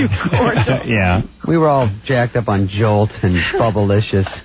Yeah. And Jolt. This has 2 hits of sugar that'll get you. So we went and we were just going to steal stuff out of cars. Right. And which I hear is okay. Which is much better. Right. I hear that's okay. So we were doing that, and someone goes, I got the keys. So we drove out to the desert, and the other car followed them. Yeah. And it was like a Cadillac or something. So we just did donuts out in the desert and bashed into cactus and stuff in like 2 in the morning. And did the cops bust you and stuff? No, but then when we finished, we got out in this dust cloud, and no one knew where the other car was. So we walked around in the desert for 3 hours because we were lost. So we were going to have to get saved. Right. And then say that we stole this car. So you had to admit that you stole the car. But we did, and we found our car, and everything worked out great. Good. Except for Thank God, because you might be in jail to this day. You and Tim Allen. Don't you like that story? Right. I'm saving that one. It's a great one, isn't it? Did you see Tim Allen was mentioned on 60 Minutes last night? No. Did you see it? Because Tim Allen once, dealt cocaine, right. and he went to jail for like 5 years. But there's a guy in jail, this black guy, who's screaming, I dealt the same exact amount of cocaine as Tim Allen. How come he's got to hit TV? And he's got a life sentence. And I wrote his act. So, yeah, so Tim Allen So the guy was screaming. He said it's because Tim Allen gave up the names. He was a stool pigeon and gave up the names of his, the people who worked above him. Wow. And he's saying because he didn't have anybody who worked above him, he's got to do a life sentence. So it was pretty cool. The cost of being the boss, I guess. It is tough in the drug trade. It is tough. I just thought that was kind of interesting. And then he said he's got an idea for a series. Yeah, this black guy, they want to get him on Fox. He's a great, very funny, very funny. Yeah. Fox already had a black murderer on. They want to get a black guy who dealt cocaine. Who is that, Rock? Yeah, Rock. He already murdered. But he said, look, that's in the past. I was young. It was young. How about Rock when he's in jail going, I'm going to have my own TV series? And I was like, very well, yeah, Rock. Sure. Yeah, Rock. Yeah, why don't you go back and bend over in the shower? Crazy as a loon. All right, anyway, so here's how I met David Spade, okay? So I'm promoting the book, Miss America. And it is suggested to me that maybe it would be a funny idea if I went on Saturday Night Live. Mm-hmm. Right? So I said, Sounds like fun. I said, that sounds like a cool thing. Different audience, another audience. Right. See, I couldn't even tell you this at the time. Sure. Let me tell you my whole concept, all right? So, yeah, well, what happened was I said, well, what do they want me to do? Like, what would I do on Saturday Night Live? And they were, saying, well, they'll meet with the writers, they'll tell you, they'll give you an idea, and they'll do a sketch that or really something. Thrilled you. Yeah, and I just said, I don't really want to do a sketch. I'm not a sketch performer. You could be a cheerleader. Yeah, I said, what am I going to, am I going to be in that cheerleading sketch, Bye-bye. I could do bye-bye or something, what am I going to do? I don't want to be in some goofy sketch. So, that's not my thing. You saw what it did for Andrew Dice Clay. Yeah, Dice is still reeling. So, he played a little midget on somebody's arm or something. Funny. Yeah. So anyway, what was it? Cool Mite. Yeah, that was kind of funny actually. I like so anyway, Cool Mite. So I didn't know what it was, but they said, well, why don't you have a meeting with Lorne Michaels? And I thought that was pretty cool because it's Lorne Michaels. I mean, a lot of people put down Lorne Michaels, but hey, Lorne Michaels. A lot of people. Well, me. Yeah, okay, me. Okay. All right. So I said, but it'd be pretty cool to meet the guy because after all, he did invent Saturday Night Live. Sure. Which is pretty cool. Yeah, why not? So I said, sure, I'd be happy to meet, but I'll come up with an idea of what I want to do. So before I met with him, I sent over an idea, which... actually, no. I didn't send over an idea. My idea was, all right, they would hide a camera for my meeting for Lorne Michaels. Okay? And I would go in and pitch him ideas. Idea? Like I'd go in and I'd say, Mr. Michaels, what I want to do is play the tape back. So everyone decided you can't do that to Lorne Michaels. Right. Because you can't do it. Sure. So somebody went and told him the idea, and he says, oh, we can do that. We'll just stage it so that it'll look like... And I go, no. I go, want to do. I don't want to stage me doing a practical joke on you. I really want to do a practical joke. So that was a crummy idea, and that just kind of went down in flames. Okay. All right. So then I go in. You came in. I came in, and I met with the head writer, who was like a pretty nice guy, actually. It was Fred Wolf and Steve Higgins, I think. Yeah. One guy is like a kind of a heavy-set guy. He just sits on a couch and doesn't say anything. Mm-hmm. So you wonder, does he really contribute? Mm-hmm. Then there's a tall, skinny guy who contributes. Fred wrote Black Sheep. Oh, did he? Yeah, and most of Tommy Boy. Oh, I didn't realize he's that. a good guy, the skinny guy. The skinny guy, yeah. The fat guy doesn't do anything. The fat guy kind of sits there with an attitude, and he's like, there in the meeting. And he doesn't laugh at anything. It's like, who needs this crap? And then there's Lorne, who is like a pretty nice guy. Yeah? Yeah, he's British. He's like a real nice guy. He's very, very... He's from England. British? Yeah, he's from England. Right? He's from Canada. Oh, he's from Canada? He sounds a little bit like he's British. That's the same thing. And he's got like real nice sweater on and everything. Very classy. Very charming guy. Like what kind of sweater? One of those blousy sweaters? Yeah, blousy. So, yeah, Fred said you guys had a good time. Who's Fred, the tall, thin guy? Yeah. Yeah, I liked him. I was very impressed with him. Fred's good. So you guys rapped. So I came in and I had an idea. My idea was, now check this out. Tell me this wouldn't have been great. Now, seriously, David, you're going to like this. I like it. All right, I get up, I start to pitch these guys. I felt like Maury Amsterdam on the old Dick Van Dyke show. Right. Like I was going to get up and pitch. Mm-hmm. So I say to these guys, imagine this. I come on the show. The cast knows, but we have the whole cast sitting in chairs. All right? They're sitting in chairs in a classroom. And I come out, and I announce to the cast, we have no rehearsals, nothing. I announced to the cast that I am going to teach them how to get ratings because the ratings for Saturday Night Live haven't been great this season. True. And the way you do it is you got to make a commitment. You got to have lesbianism. Now, this is before Jay Leno show. Right. Bring out two really hot girls, and they start making out with each other. All right, And I go, girls, I go to the girls in the cast, you've got to do this. If you're going to do it, you got to do. If you want to get ratings, you got to do this. The actual Saturday Night Live cast of girls. You two little sluts, get up and let me see you two make out with each other. Oh, no. Now, either they would have walked off, or they would have done it, or they would have told me to go F myself. Right. Right? Or they might have started crying. You don't know what they might have lodged a protest. We don't know what they would have done. Okay? Either way, it's good TV. Good TV. Then I'm going to talk about spanking and all that kind of stuff. Right. And then I would have gotten somebody like the new male cast member to turn one of the girls over his knee and spank her. Yeah. Now, let me tell you something. Eventually, they're walking off. Eventually, the whole goddamn cast would have walked off. Or who knows what. It might have been great television, or it might have been really sucky television. It might have been embarrassing to me. It might have really bombed, which would have been really cool. Right. To me, anyway it goes. So I tell this to Lauren, and the tall, skinny guy, and the guy who's kind of heavy-set on the couch, who doesn't do anything. Right. Except not react. So if you looked at the heavy-set guy, you'd say, this is the worst idea in the world. Bombing in this room. Lauren is just thinking, and the tall, skinny guy loves it. All right. He says, wow, this is cool. This is really cool. Let's do it. It's on the edge. This is the way to do it. So Lauren made the decision. He thought it was a great idea, but we should rehearse it and tell the crew ahead of time. He doesn't want to sabotage his staff and all that kind of stuff. I said, listen, Lauren, I'm not like that. I don't want to make it into a sketch. If I come out and make it a sketch, it'll look like a sketch. He goes, no, let them do whatever they want, but just so they know about it, we got to block it out. He kept saying we have to block it out. I said, you don't have to block it out. Let's just go do it. He goes, well, you got to know where they're going to sit. I said, well, tell everyone where they're going to sit, but you don't have to know what they're going to do. That's the fun. It's like covering a football game. That was my concept. Sure. So I think Lauren got a little nervous. Can't do it without a rehearsal. And wouldn't do it without a rehearsal. So I said, you know what? Wait a second. What am I, schmuck? I'll go on the Tonight Show with my two lesbians and show Jay how to get ratings. I'll take the bit over there. And, of course, it became the biggest thing. It would have. Don't you think that would have been great for Saturday Night Live? Yeah, that could have been fun. That would have been a blast. And then, you know what I wanted to do with you? Because David came in and said he wanted to do something with me, anything. I had the idea, but I didn't want to say because I ended up doing it on the Tonight Show. I wanted to bring out different books of different authors and tell you why their books sucked and why mine was great. Oh. Yeah, my idea for you was to, I have 5 minutes a week, as you know. Right.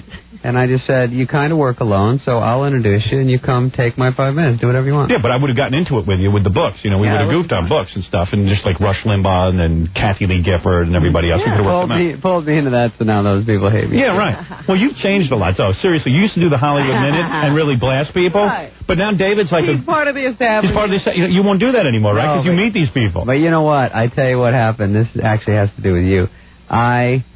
First of all, I used to get a little bit of trouble for doing the Hollywood Minute. I love that. You because, unlike you, which I don't see you at Bennigan's a lot and hanging out. I don't hang out anymore. Yeah. Well, you have to get laid. I don't. You can do it. Right. This is trouble because, you know, it's kind of a price to pay. And I still am out there at the malls at Hickory Farms, you know, doing the things people do. So you would make fun of these various celebrities? So I'd make fun of celebrities, and then I'd run into them. And then I remember I met Cameron. Then it was like business. I met Cameron Crowe, who is a great director. Whose wife is in Heart. Right. You know that? No. Yeah. She's in Heart. Too. And I had... What's Heart? The rock band Heart. Oh, yeah, right, Heart. Oh, yeah, right. I forgot. Right. Yeah, I know that. He's married to the good-looking one, not the fat one. Dog and the Butterfly. Right. Hello.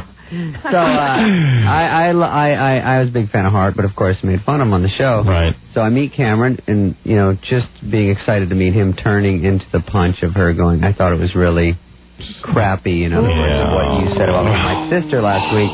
And so all you can say is, you know, it's just business. But that's like when Letterman blasted me about goofing on his girlfriend. Yeah, you told me that. Oh, it was awful. But, it was like really weird. But she said, you know, because the joke was I showed a picture of Stevie Nicks, and I said if Stevie Nicks gets any fatter, they're going to make her an honorary member of Heart. And so that wasn't cool. So I can understand. You don't understand. My sister has had a weight problem, and she is very, very disturbed by thyroid disorder. She has a thyroid condition, Mr. Spade. It's a hormone imbalance. Sorry, she's not cool with your gang. Yeah, right. I'm sorry. You look so perfect, right? So then I meet the guy that directs Get Shorty. So I went in there because it was a really small part, but it read like it was a funny movie or a cool movie. Yeah. So I said I'd even do a small part. It'd be fun. So I went and met him, and he goes, "Hey, you made fun of my movie, The Addams Family, on your show." Oh, gee, like you're the only one. Which was, I think, dun-dun-dun-dun. It sucked. Yeah. And And so he I was go, pissed. yeah, and he goes, okay, well, let's try it. Right. So I never know if it was because of that or not. I mean, You didn't get the part. I couldn't get a beat on it. So you started to get uncomfortable. Right, and that happened all the time. And then just regular celebrities and stuff. And then when you came on, I said to the writers, I go, look, in case Howard, let's just show him something in case he doesn't have an idea, they don't want to let him do it. Let's give him like Hollywood Minute jokes. He can do like a Hollywood Minute. And then if he wants to, if they're funny, he can come do them. So let's just write him anyway. Right. Just in case. So we write him, and I go, write him. You can write him meaner than what I would do because It's Howard. Because Howard's a scumbag, and let him get in. let him do it. And I've lost my edge. So. Right. Yeah. We say, okay, so we write them all up, and I'm joining in because I write some of them too. And I go, I'd never do that one. Yeah, do that. So we send them over, and then it doesn't work out for you to be on the show that week. So they're sitting around, and 1 week I was doing a piece with Drew Barrymore, and on Thursday she went in the hospital, and we couldn't film it. We were going to pre-tape it. So I was stuck without a piece. Who Drew Barrymore is a doll. You know, Right. a big crush on her. Yeah, who wouldn't? And so Did you nail her? Friday, What's she doing in the hospital? she had tonsils taken out. Oh, okay.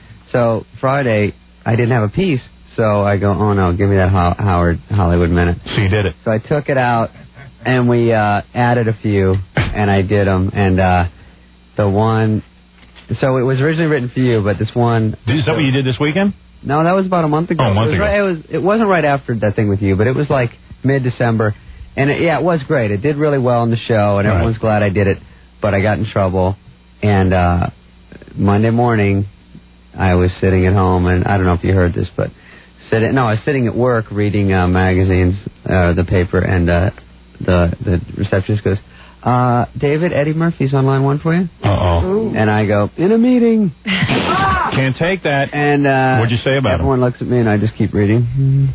BP starts going up. Yeah. And then she comes 2 minutes later. Eddie Murphy calls back. He says he knows you can get out of your meeting. It's BS. Get on the phone. And I go, can't find me. And then I swear my BP's going 1,000 over 2,000. And then everyone's like, dude, get on the phone. I'm like, you. So then they come in, and Lauren's assistant says he's calling Lauren to get you out of the meeting, and he says if you don't get on the phone, he's going to come down here. He wants to talk to you. Eddie Murphy's an angry black man. But not only that, he's got a lot of spare time. Yeah, well, of course. What is he doing? So I had to get. What's the matter, Eddie? Can't take a joke? This is a guy who dishes it out. He used to goof on Michael Jackson, Stevie Wonder. Stevie Wonder couldn't see what he was Mr. doing. T. How do you think Mr. T feels? Yeah. So, and Bill Cosby, come on. But other than you, which I'm like not as tough. I don't want to say that because I stay home. You got to understand something. I literally stay home with my wife and don't leave the house. But even when they call, we take the call. Well, Robin takes it. Howard stays home with his wife and my kids. Watches Friends and goes, look, this one where Monica spills coffee. Yeah, that's exactly what I do. I watch Beverly Hills 90210. I mean, that's my life. So, it's pitiful. It's like when Robin and I went and ran into Regis at that movie premiere. I had to hide behind Robin. that was pretty bad. Who wants to do that? That was pretty bad. I don't want to see these people. You don't want to get beat up by a 60-year-old man. Yeah, but go ahead. So I have to go call him, and I was like, I sure as hell don't want him to come down here. And like, kick my ass. Come on, that would have been great. Get a camera. There's your next week's minute. Right. So then I said, should I tape the call? I'm sneaky like you. Yeah. I was like, that would be the big one. So I go, no, because it's disrespectful to sneak attack him like that. So I call him like, beep, boop, beep, beep. Yeah.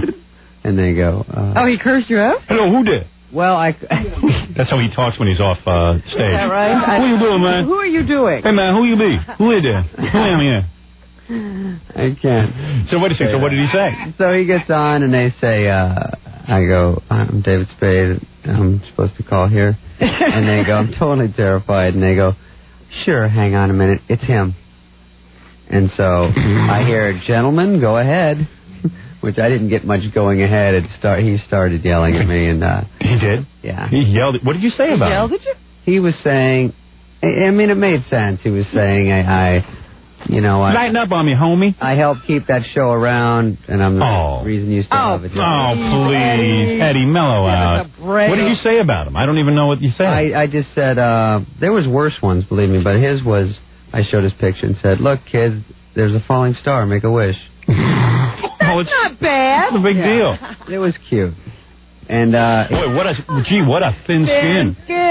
He was mad that I attacked his whole career instead of one movie. Oh, I see. So why don't you get back on the air and just tell everyone his that? whole career? No, you were saying he was a star and he hasn't had a good run lately. Yeah. Welcome to reality. I think it's just, You know what the problem is, Eddie? You can't be the director, the writer, the producer, No, you can't be Clark Gable. Right. And that was tough because he was a big fan of. I was a big fan. And he yelled at you. And that's my first conversation with him. Hey, who wasn't a fan? Hey, I was a fan of Spike Lee. It happens to all of us. He's a real baby.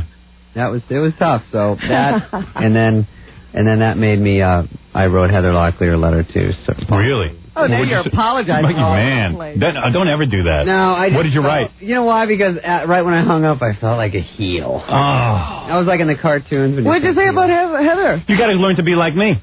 Screw these guys. They're all jackasses. They goof on everybody, but as soon as you say a little something about them, they can't take it. I go back and forth on it. See, but seriously. Did you do a thing with Heather once? She was on our show. See, your career relies on mingling with these people. And seriously, because you're going to be a movie actor and all that stuff. Like in the movie, we might need them in it. Yeah. Or you might need them. See, in my career, I built an entire career where I don't need anybody. Yeah. Except for me, Robin, Jackie, and Fred. And I don't even need Fred. I just throw Fred's name in. I'm pretty sure I don't need him. You understand what I'm saying? Well, yeah, because I do my piece. Like, people like you would be fun to have on. So I've had Sean Penn on my piece and Jennifer Aniston and Quentin Tarantino. Yeah. So I want people to come do my little thing. Can't have it both ways, Mr. Spade. Yeah, I know. No, you can't. I'm learning. Yeah. But I go That's back pretty and funny. forth.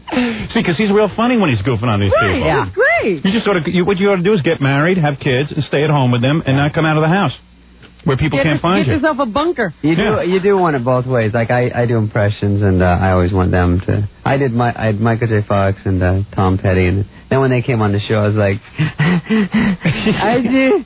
You like me? And they're like, no, that's not how it works. That's pretty funny. I love that. That Cleghorn woman used to do me. I thought she was hysterical. I've met her. Yeah. Yeah, well, she was actually being nice to you. No, she wasn't. You don't think so? All I did was giggle. Yeah. Well, there have been meaner impressions. Yeah, right. But I wouldn't have minded. I mean, they've done me before. I think it's cool. I'm just happy somebody notices me. Yeah. Jackie keeps writing notes. What is he doing? What are you doing over there? Would you cut it out? You're distracting Mr. Spade. I'll be at Pipsqueak's Friday. Well, he's ready for his plug. He's like, where is my plug? So how'd you leave off with Eddie Murphy? Eddie Murphy, I just left off with I'm sorry you feel that way. And then he hung up? Kind of what we both do. And that's like, well, you see, I mean, did he understand anything at all? I think it was hard to get through. I didn't talk much. Here's what happened to me. I was doing Letterman that night, and I'm sitting there reading the Inquirer. They got a picture of some girl that Letterman's dating. It was like all fuzzy and stuff, and it looked like an aerial photograph.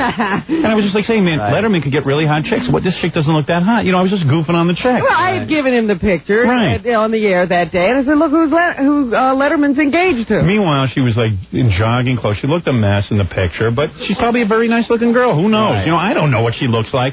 So I go there to do the show that night. I do I do my first segment, if you will. Right. And I'm sitting there, and I'm what I think is killing. I mean, I'm the audience is laughing. Letterman is being very difficult. He's being ornery, whatever that is. But that's what he was being. Yeah. He's tough. And then in the commercial, in the middle of the loud music, that stupid loud music that's supposed to keep you from talking to Dave. Right. He leans in and he goes, hey, give me some loud music. And it's always a bad song. It's always some lame rolling stuff. It's like, he leans in and he goes, hey, thanks for making a young girl cry this morning. I said, what? Thanks for making a young girl cry this morning. I was like, what are you talking about? Well, what you said about my girlfriend reduced her to tears. I want to thank you a lot for doing that to me. I was like, what? Wow. I said, hey, man, I didn't know anything, man. I was just reading from the Inquirer. I didn't know. All of a sudden, then the loud music goes off, and he cops an attitude. He walks away, and then he goes, we're back with our guest, Howard Stern. Yeah, he has to do a second segment. It's not goodbye. He's got to do another. And then you know what he said? Put up the loud music. He goes to me, I guess some of us have to make a living taking a cheap shot at people, and I guess that's the only way you can figure out how to make a living. Ooh. And I was like, yeah, that's right. We're not all as scary talented as you, dickface. Well, I wanted to say that. But the music was so loud, I wanted to ruin my voice. I was sitting there in shock. Oh, my God. And then he goes, okay, we're back with Howard Stern. And I was just like, what a jack-off. And it just sinks in that he's serious, right? Yeah. And you're like... And I'm like, uh-oh. Yeah, it was like a deer caught in a So what was headlight. that second segment like? Oh, I just wanted to get out of there. It was funny. I mean, Talk about his girlfriend? No, I didn't know what to do. It was just like really weird. And then I got home and I said, hey, maybe I'll write him a note. And I just started writing a note. I go, you know what? Who cares what his girlfriend thinks? Screw her. Let her eat me. You're not going to sit here thinking about his girlfriend to do his show. And I just said, forget this. I'm not writing any letter. And I ripped up the letter. Right. Actually, I saved it. I should have put it in my book. I'll put it in my next book. All right. You're almost Dear Dave, letter. by the time you get this, I'll be far away. Yeah, you don't understand. I was raised in an all-black neighborhood. People used to make fun of one another. Anyway, David Spade's new movie is Black Sheep. Oh, yeah. Yeah, I got to give you the plug. Oh, good. I'm going to get ready now. I forgot. Okay. All right. But really, my advice, I forget everything we do on the show. So when I go out and people start screaming, I go, I don't know what you're talking about. Sure. Yeah, I never remember what I do. You see how you can retain what you said about Eddie Murphy? Yeah. I have no idea. I'm like, I never it. talked about you. And then he goes, yeah? Well, why don't you remember saying this? And he tells me, and I go, yeah, it's pretty funny. I'll have to go listen to the tape. It always sounds like something we wouldn't say to me when somebody repeats Well, it's true. You guys kill 4 hours. Yeah, I mean, we have an excuse. Mm-hmm. We, you have time to think about what you're going to say. We don't. You practice it and rehearse it and write it down. That's right. That's bad. Well, I'm a big fan of David Spade. I think he's real funny. The new movie is Black Sheep. I haven't seen it yet, but I will go see it. Great. Or I might wait till video because I'm very famous. I can't. See if you can get me an advance copy. Yeah, we were going to send you one. You should have. I saw the movie Get Shorty at home. I watched Get Shorty all weekend. I screened Mighty Aphrodite. I screened this weekend Mighty Aphrodite with my wife. I like Mighty Aphrodite. That was funny. Actually, I was just watching TV, but we call it screened in show business. Right, sure. Mighty Aphrodite is pretty funny. I like Mighty Aphrodite. Yeah, except for those Ingmar Bergman chorus guys. The chorus was a little weird. That was lame. And then I screened 12 Monkeys. 12 Monkeys at home. Late Shift. I screened Late Shift at home. That was real funny. That's it. People Magazine gave it an A+. Yeah? Wow. Yeah, it's really good. Yeah, you know how tough they can be. David Spade, the new movie is Black Sheep. Go see it. He's in it with Chris Farley, who's real funny. Yeah. And even though David finds it hard to deal with him in real life, he's great. He has great magic with him on screen. So they'll continue to work together? Why is it hard to deal with them? And then we also, you know what I screened at home? What? Waiting to Exhale. This is really funny. Oh, did you see that finally? This kid went into Waiting to Exhale, and he videotaped it off the screen so I could hear the black people yelling at the screen. Oh, no. It is the greatest piece of tape. Me, Robin, and a bunch of other people went back there, and all you can't hear the movie. The movie's terrible without these people. All you hear is like, woo! Tell him, baby. I would never go see that movie in a But theater. don't you need that audience reaction? Yeah, it's fun. In order to enjoy the movie? Yeah, Jackie, wasn't that fun? They should re-release it with that With the sound? Yeah, we're thinking of releasing it. You bring, black people into your home with you to watch it. That's the soundtrack people want to hear. Yeah, that's really cool. See, for the video release, it should come with this audience. Yeah, so go see the new movie Black Sheep with David Spade and Christopher Farley. Thank Chris you, guys. Farley. It's nice to see y'all. Good to see you. Thanks for stopping by. And if you want to go to Scores with us on Friday, I recommend you go. I strongly recommend. I'm scared. Don't be. Don't be. Give yourself over to it. I know. I see that girl again. I bet you Big Fat Chris goes to Scores.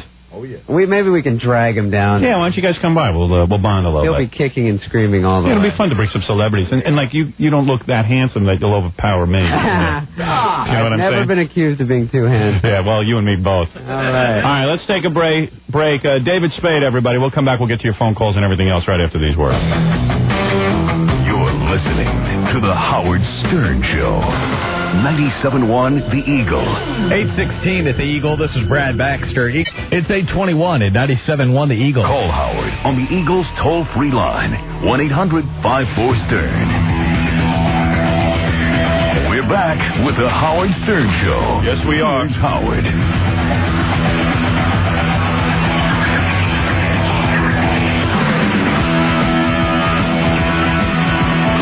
Yeah, I'm really bummed out. I wrote a whole bunch of notes for the show on a napkin yesterday. Uh-huh. But I think I just wiped my face with it and threw it in the garbage somewhere. I can't find it, so. They were pretty funny notes, but I'll probably remember them. Well, I thought you got the computer so you could put all your notes in there. Yeah, but I was at my kid's karate lesson, and I started writing. I had some funny thoughts, and I jotted them down. Oh, so you were really paying attention to what she was doing. Well, what I do is the kids take karate and I walk on the treadmill. Oh, I see. The karate guy got a treadmill. He's trying to convince me to go back to taking karate, but, you know, my groin... All you have to do is hurt yourself once, and that's the end of the sport. Yeah, exactly. I've got brains. But, you know... My kids are, like, great at it, though. Other people realize that sometimes you're going to injure yourself at something, and if you really enjoy it, you should go back and do it anyway. Yeah, not me. Oh, I see. You don't want me having that groin pain again. I'm not that funny when I have groin pain. It doesn't have to happen again, Howard. You want to chance it? No. Not with you. Yeah. And besides, I learned enough karate. I was almost a brown belt. You should have seen me. But you're afraid to lift your leg now. Yeah, that was the one problem with that karate. You got to lift your leg. I'm trying to figure out how to just do hand karate, hand battle. You're going to do another technique. Yeah, I'm trying to learn a mostly hands technique. Like Steven Seagal, he barely lifts his leg. I should learn his form of karate. He looks like he apparently can't even lift his leg more than 2 inches off the floor. Yeah, I think they put, they erase the ropes. You know, they get a rope and pull his leg up. Yeah, it's special effects when he lifts his leg.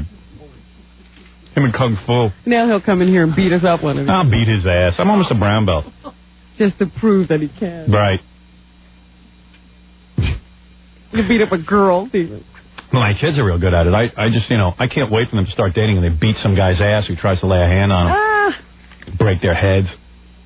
That's why you're training them, so they can corral their date. I've told my daughters, karate training is more important than school. See, maybe I'm demented, but I remember school not being all that important. You don't care if they can read. No. I said, you kids, I don't care if you put any effort into your schoolwork.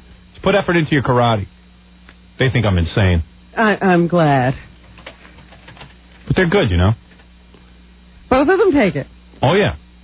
And you're going to start the third one. And they train with strict Japanese rules. In fact, they're getting tested in a week or so by Japanese guys. Oh, Japanese guys will come in and watch. And watch them. They don't even speak English. And if you make one mistake, they humiliate you. Ooh. It's beautiful. You're going to let your daughters go through that. Oh, yeah. Oh, absolutely. Because one day they'll thank me. When some jack-off like me tries to lay a disgusting paw print on them. You're basically doing this because you know what you're like. Yeah. I know what men are like. They're filthy, disgusting animals. Not a good one in the bunch. Right. Whose nuts need to be kicked. That's a very healthy attitude. Yeah, and my wife even knows. It's like, I'm the one who keeps the kids in karate. She'll go, I can't take the kids to karate. I go, I'll take them. Yeah, that's the one thing you get up for. I take them to karate. That's when I bond with them. I talk to them in the car ride over. We take karate. And then on the car ride back, we talk some more. And that's it. You've done your parenting for the week. That's right. All the parenting goes on in that little 10-minute trip. Whatever happened with the computer? What about it? They had America Online. How did you... I took that all away. I solved that problem. Yeah, they're off that. Took it away. Well, yeah, took that away. I didn't like it. It's not for kids. That's for adults. You're pitiful. Take that all away. Out. I would have hated to have you as a father. Yeah. Hey, at least I don't molest my kids. But it was that easy? They just... Out the door. Out and see.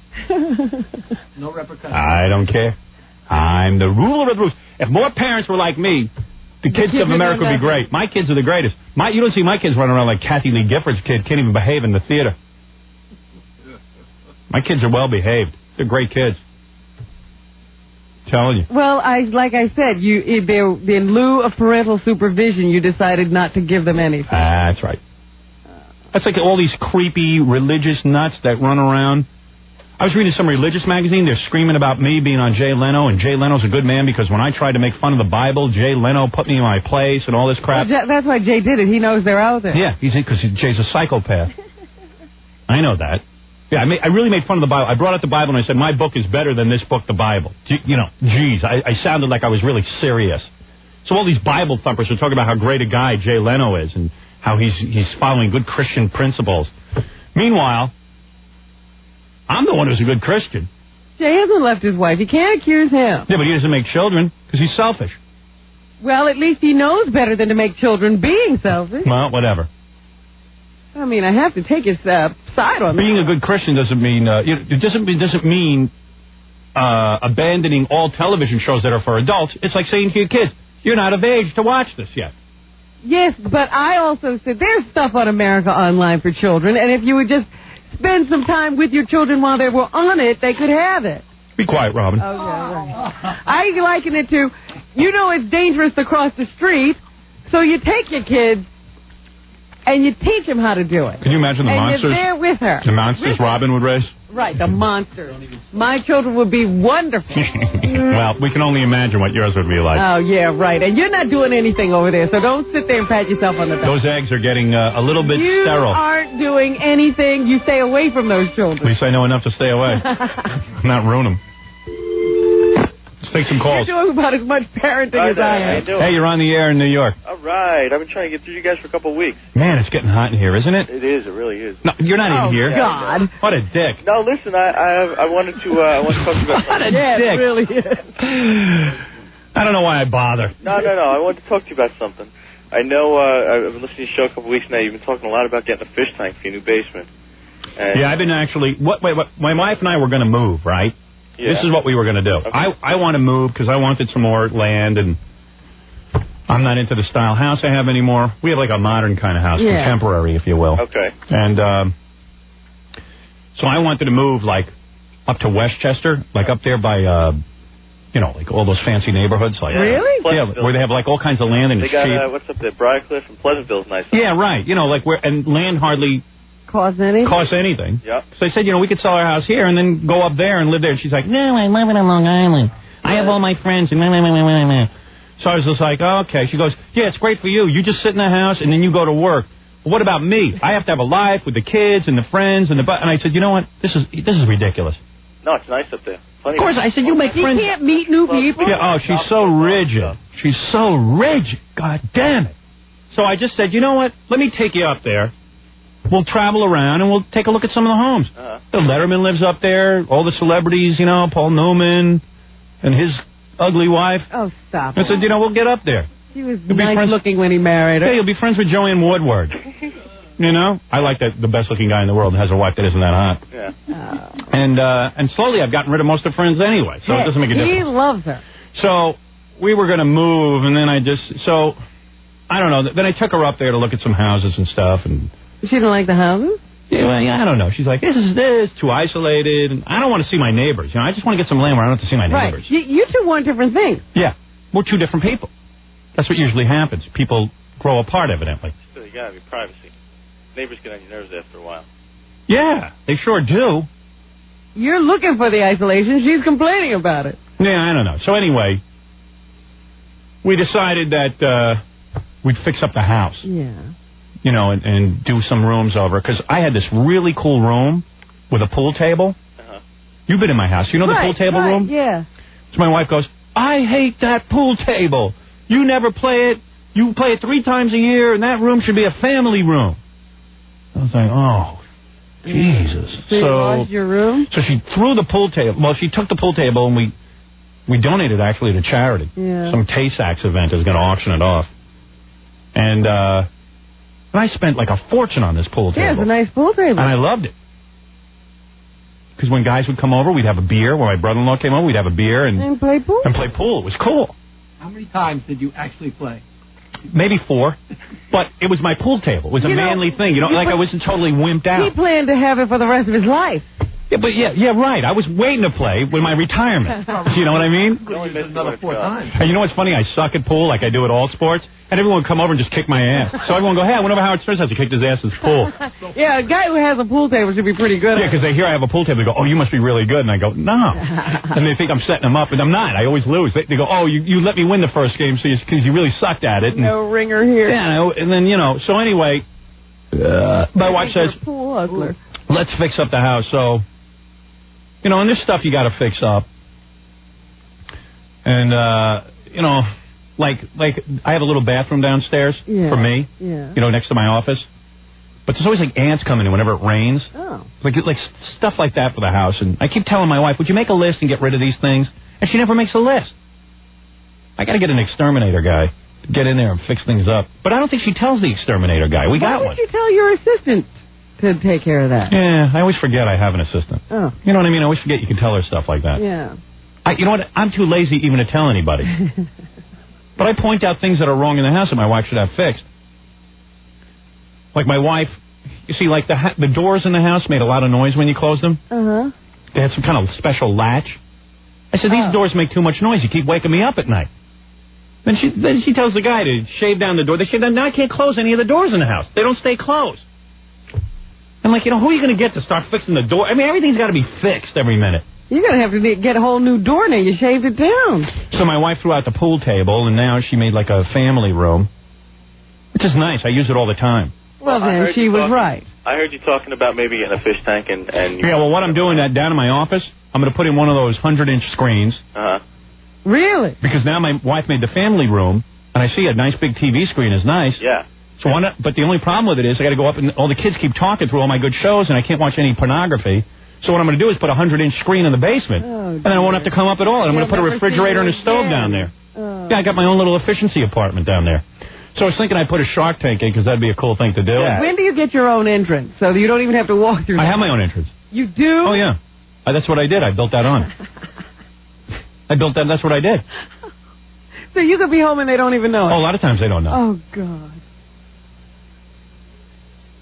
My wife put in a switch that I have to turn on to tell her that I'm home. Because she said, why don't you ever tell me you're home? You've been home for 2 hours. I didn't know. So there's a switch. It's an on-air light. I think you'd want to go in and greet your family. Yeah, it's an on-air light. Howard is in. No, it says on-air.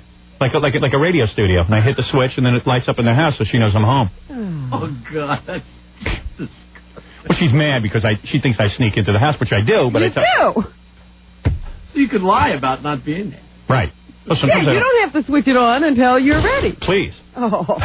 Of course. She's going to have to put in like a sensor. Yeah. So anyway, I'm putting in a Shark Tank, and a lot of people actually wrote me here at the station, so I'm talking to a whole bunch of people. Yeah, well, that's what I was going to say. I run a business where I go into houses and businesses, and I put in tanks. Yeah, what's a tank cost? Well, it depends on if you're talking about doing Shark Tanks. Then you're going to have to do a pretty decent sized tank. You have to do something large. I'm doing 1,500 gallons. Are you really? Yeah. Is that large? Yeah, that's very large. Yeah, I wanted to replace one of the walls. Yeah, you could definitely do that. And I want to stare at the sharks so I can think about all the scumbags who work in this industry. Yeah, I know, right? No, you can put it right in the wall if you want. Yeah, my wife said, what are you wasting money on sharks? I go, hey, listen, I work my ass off. But can I have some sharks if it makes me happy? Well, you could get sharks that you could also put fish in there with them. Said you got your friggin' family room. What about me? You got 1,500 gallons. That's pretty big. I mean, you can do a lot of stuff in there. But anyway, that's what I was calling. I wanted to let you, Do they smell at all? Offer my service to you. Does it smell? No, not at all. If you set it up right, it won't smell at all. And then how often do I have to have a guy like you come into my house and service it? Probably, if you set it up right, the most would be once a month. Now, why would I set it up wrong? Well, if you get the wrong people. That's what I'm saying. A lot of people, you can get the wrong people, or a lot of people. That's what every guy who wrote me says. He goes, see, that's what I hate about like contractors and everyone. They go, well, if we're doing the work, it'll be fun. It'll be good. But you get somebody else, it'll be bad. And I go, wait a second. But the other guy's telling me you suck. Well, that's not. So how am I supposed to know? I'm not in the fishing industry. How the hell am I supposed to know who's good and who's bad? Yeah, well, I mean. Do you know anybody else who's done this? Get some personal recommendations. Yeah, there's a lot of people putting sharks in their basement. A lot of people. I used to work for a major chain over here on the island. Yeah, you and everybody else. No, really. There's only one large chain that's out here. You're telling me once a month is if I set it up right? That's the most. That's the most major. So how am I supposed to know if I'm setting it up right? Well, you got to get the right guy. I got to get this guy. You got to get somebody who's going to sit down and explain it to you. Yeah. But wait a minute. Don't you have people who've done something similar to this for that he could go to, see what they have, and he could talk to them? Absolutely. I'm not talking to them. Oh. I hired a guy who just oversees the project. Well, what I was saying, you don't necessarily have to talk to him, but somebody would research and find out what was the company that everybody's satisfied with. I hired a guy to talk to guys like this. Okay. Sure. And he's going to talk it over with them and see if we can't get it going, but, I got plenty of references. I mean, if you want to talk to people, I could give you 100 people. I mean, they could even go see your work. Absolutely. See, but I've already gotten 100 letters from guys like this telling me what I got to do. Oh, I've seen some of the faxes come in. Yeah. There's a ton of them. I tell you, fixing up a house is a real pain. Anybody who's a homeowner knows what I'm talking about. Like, every once in a while, I have this romantic fantasy of getting a summer home, and I talk myself out of it every time when I hear stories like this. Oh, it drives you crazy. Like, I had a phone put in my closet because I'm in my closet all the time. Maxwell Smart? Yeah. Well, I'm in there. I put a TV in my closet. In a closet? Yeah, I put a TV in there. I have a TV in your closet? In my closet, yeah. There's a TV in there. Why not? You're crazy. I love television. It's either that or talk to my wife. You are crazy. So there's a phone and a TV in there. Yeah, well, I put a jack in for a phone. I had the guy install it, and then I turned to the guy. Well, where's the phone? He goes, we'll have to order you one. So I said, wait a second. Let me ask you something. Why would I order a phone for my closet? You finally put the jack in after 6 months. Where's the phone? Of course I'm going to need a phone. Well, why don't you take it from the other room? Then what am I going to do in that room? What am I doing here? Now you're going to carry a phone from room to room? But he's like, you didn't tell me you wanted a phone. I go, well, but yeah. I mean, I don't want a jack without a phone. What are you thinking? How much time do you spend in your closet? A lot. Because I watch TV in there when I'm not in my basement. My wife says that it is hell being married to me. I was going to say, why don't you just call these hiding places? Here's my upstairs hiding place. I took my wife downstairs hiding place. I took my wife and the kids for dinner Saturday night, so I took them out. I did leave the house. And my wife wanted to take a nap. I go, you know what? I'm not going to dinner at 7 o'clock at night because that's when the restaurants fill up. I go to dinner now. You want to take a nap? Take it when we get home. Now's the time to go. So now I'm yelling at my wife, and the kids are getting all riled up and upset because I'm yelling. And then I throw them all in the car. I mean, here's our good time. Yeah, you want a good time? Okay, everybody in the car now. Shut up and sit down. Yeah, your father. So I trot him into the restaurant at about 6:30. The place is packed. And I called ahead and had him hold a table. And I get in and sit down with the kids and stuff, try to do a little bonding and family time.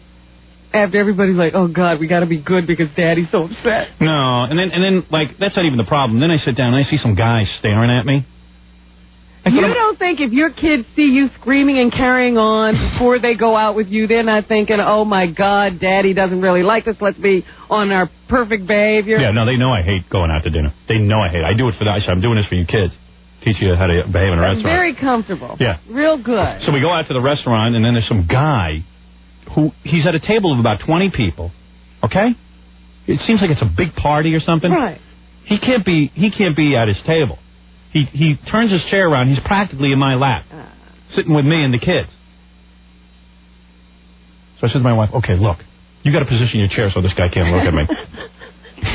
She's like, would you stop it? The guy's not looking at you. I go, turn around, and then the guy turns, just that second he turned around. My wife turns around. He's not looking. So they think I'm nuts. You are. Yeah. But even my kids said the guy was looking at me. Yeah, but if you go to a restaurant, that's likely to happen. Yeah, I know. Get used to it. No, I don't want to go. So my wife goes, I have to go out sometime. I said, go out during the week with your dumb friends. She would like to go out with her husband and her family, I would imagine. That's why she had one. Well, she miscalculated. I told you about the time I saw Terry Garr. See, I don't like celebrities who do that. Yeah, right. You go out, and then you want to not have people look at you. Well, what'd you become a celebrity for? You got a point, but I just don't want people watching me eat because I'm so disgusting looking. And the hair gets in my, when I'm eating, my hair gets in my mouth, so, it's just, there's a lot of aggravation. You feel very self-conscious. Me, on the other hand, we went to dinner after I finished working on Saturday. Yeah. Guy walks over and says, are you Robin? I said, no. Oh, you're very pleasant. He says, oh, you look like Robin Cruz, but you're prettier, he said. Yeah, you're much better looking. Yeah, so, I don't know. Yeah, I'm looking into that Shark Tank thing, So what's the whole deal now? You want these to be... Well, my partner and I decided we were going to offer our services for free. Yeah, I don't want it for free. No, that's okay. No one wants some guy coming over. Then You know you're what? going to become a friend. Whether you know it or not, you'd get bored with that in about 2 visits to my house, and you say, what are we doing this for? No. We like Trust me. Up. And plus, I don't want you at my house. That's the other weird thing when you own a house and you got kids and stuff. You got to let people into the house to do work. And you got to be on good behavior because they talk about it. Of course. So we've had guys there for the last couple of months. You always have guys at your house. Yeah. There's never a day. I don't know of a time that there haven't been guys at your house. Yeah. And then sometimes when, we have a guy who's never been to my house, we don't want him to know it's my house, I have to hide in the house. So they hide me around the different rooms. Isn't that funny? Because I met a guy not too long ago. He says, he had to do something where he had to go to the house, and you were pretending it wasn't your house. Right. And your wife goes by a different name? Yeah. He told me the whole deal. And they all know. And he knew. Yeah. He knew exactly. He goes, oh, yeah, right. We're going to pretend it's not Howard's house. Yeah. It's a big charade. Doesn't work. They come out and talk. Yeah, right. But you should see when they sneak me into different rooms. It's just like, I say to my wife, why bother? Who cares? They know it's me anyway. And they're going to eventually anyway. Yeah, they're going to badmouth you anyway, so what do you care? I'm sure I'm doing something wrong. You eventually, like, run into one of these guys in a hallway or something? Yeah, but it's like weird because, you know, it's just weird. It's your house. I just want to be alone. But then why do you have somebody working on it all the time? It's a matter of... We're obsessed. How many guys with you? That's why I tell my wife we should just move. Let them fix up the house, and then we'll move to it. She didn't want to hear about it. There were like 50 guys working on it. Yeah. Every day there's 50 guys. You got to speak to every one of them. Yeah. Oh, hey, Robin, it's you. You come to visit, huh? Yeah. Because they're looking at the guest roster and everything. Yeah. Oh, hi. Robin actually visits. It's the money pit. That's my money pit you visited. I'm hoping my daughters will marry carpenters. You can get something out of it. Yeah. Then I want to move, and then then you got to switch the kids' schools and all that stuff, and then moving is tough too. I started looking around at some of the schools on Long Island. There was one school where, like these hoity-toity, like private school type things. They charge too much money to go to one of those schools, and plus I don't want my kids turning out to be snoots. Wait a minute, you thought it was too much money? Yeah. It was just like, you guys couldn't possibly be teaching anything that interesting for that kind of money. That's because you're getting it for free now. Yeah. Why should I pay? I get it for free. Screw that. You are so cheap. Plus, I went there and I had to go for an interview. They interviewed me. And they were evaluating me. Oh, no. It's like a co-op. And guess who the president of the school was? Who? John Gambling Jr. Oh, no. The radio idiot. The guy who got his job from his father? Yeah. The guy who got his job from his dad. So I said to myself, wait a second, I'm removing myself from this situation. He's going to evaluate you? Yeah, he's going to evaluate me, even though he said he's not on the evaluation committee. I said, you know what, this is a load of crap. I'm not going to sit here and deal with this idiot. I'm being evaluated? What do you mean evaluated? I pay my taxes. I'm a good family man. Well, you got to meet with them. They probably left mafiosa in that You're school. You're not going to school there. Yeah. I said, I can't pretend to have respect for him. He's such a no-talent piece of garbage. Yeah, I'm thinking about maybe moving, and every time I think about co-op boards and junk like that, I'm not going to sit there and let those people evaluate. Yeah, let them suckle me. Screw them. Yeah. Imagine being evaluated by John Gambling Jr., the biggest no-talent on the planet who inherited everything from his father. It's always a bunch of people who got everything handed to them. Who probably thinks he's better than me, but he's not.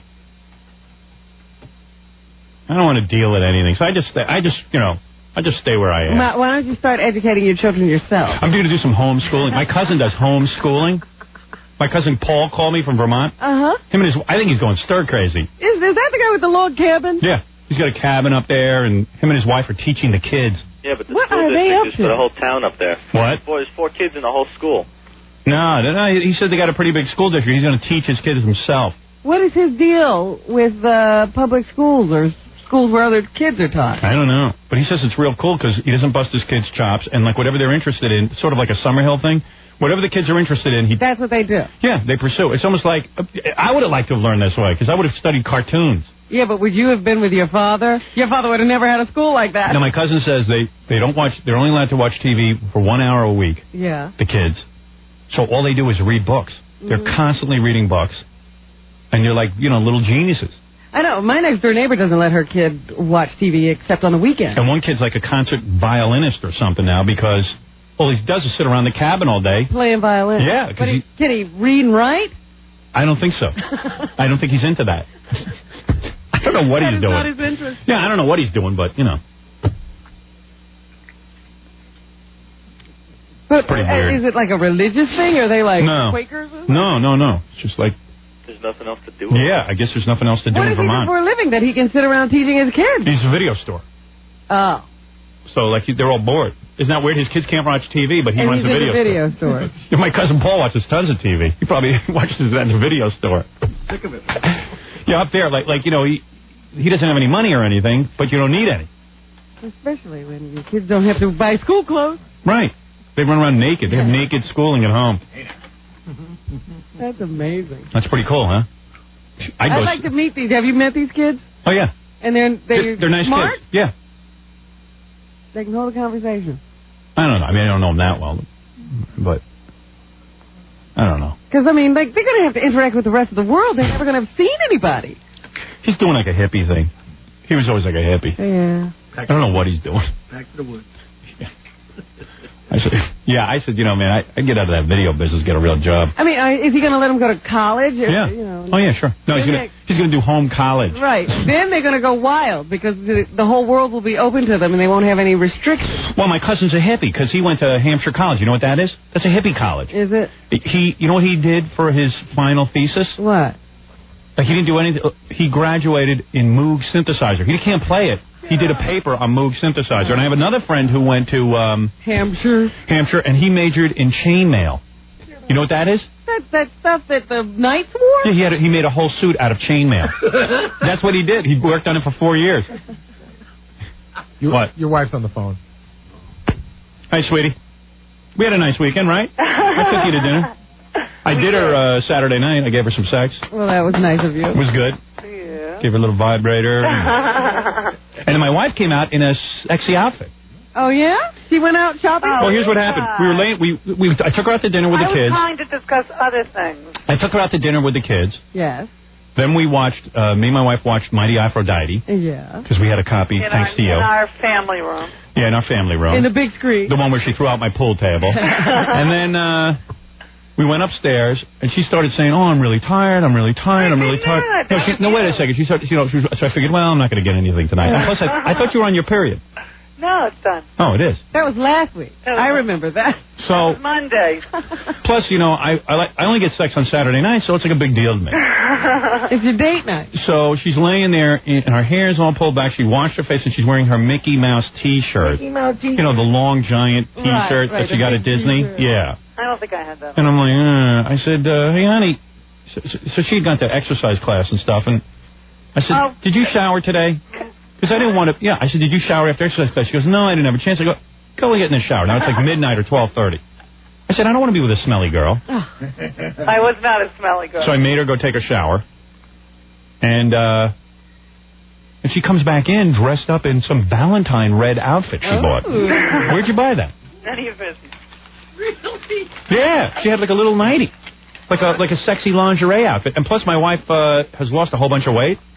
So I was kind of excited to see her in it. And like she wasn't bulging out of it, like the panties actually fit and stuff. You don't want to lose her movie star, man. No.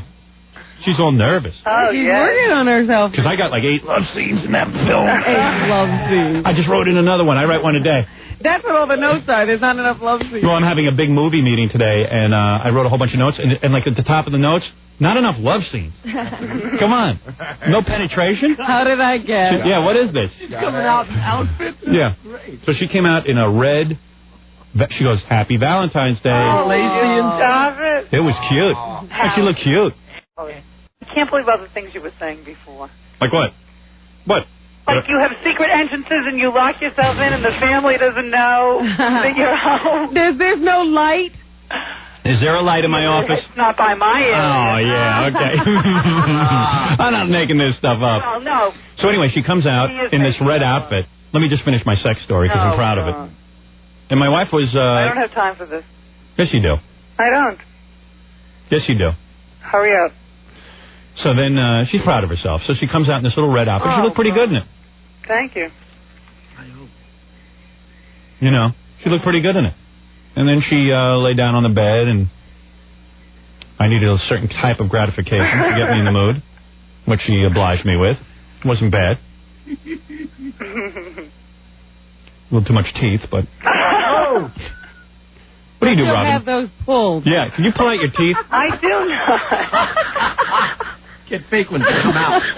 So I like things Like done... a dentures, man. I like things very gentle. Oh, God. And then I did a little vibrator on her. She loves that. And then I gave it to her. Oh, my God. She was going wild. She loved it. Now, do you think any of that's an act? What, hers? Yeah. No. Oh. Not at all. She loves it. She needs it. I'm auditioning. She needed a bed.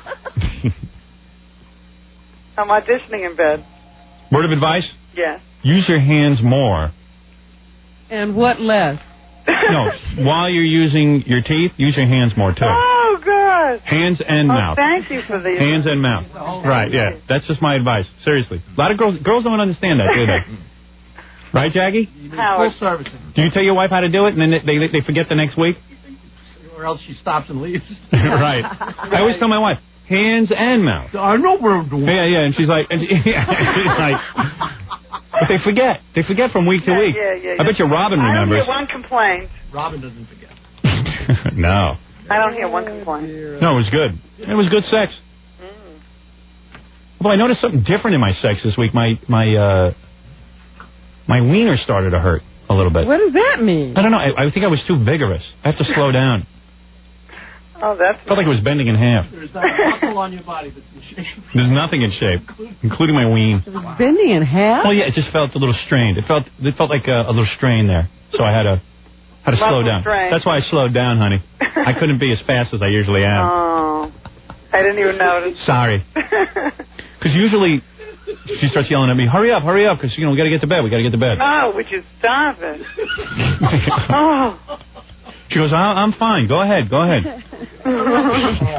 the baby's going to be up soon. Yeah, don't take too long. Yeah. I get a commercial during it. My wife even talks about the kids during sex, and then I shut her up. Okay, goodbye. No. Come on. What did you want to talk about? What did you want to talk about? Because God knows what you're making up about us. I am not. Yes, you are. Completely exaggerating and making things up. I love you very much, I know you Didn't I kiss you last night? I made out with her last night in front of the kids. My 3-year-old, hates when I make out with her in front of her. And why? Leave my mommy alone. Well, because when you're 3 years old, it looks like you're attacking her? It looks like you're hurting mommy, which I probably was. Killing me. Yeah, you know what I did? The other two like it. Romantic. The other day I started kissing my wife, and then I took my hand and I pinched her nose closed so she couldn't breathe. I wanted to... Yeah, that's because he farted while he was kissing me. And then she couldn't breathe, and all of a sudden she almost died. You farted while you were kissing your wife? Yeah, well, that's how... I had eaten a lot. Well, I relax when I kiss. My whole body... I'm feeling him again. I'm feeling propel you forward? What? Yeah, it propels you forward. But she's been looking good. I told her, you keep up that exercise. She's got an exercise class now. She's dropping inches. I like it.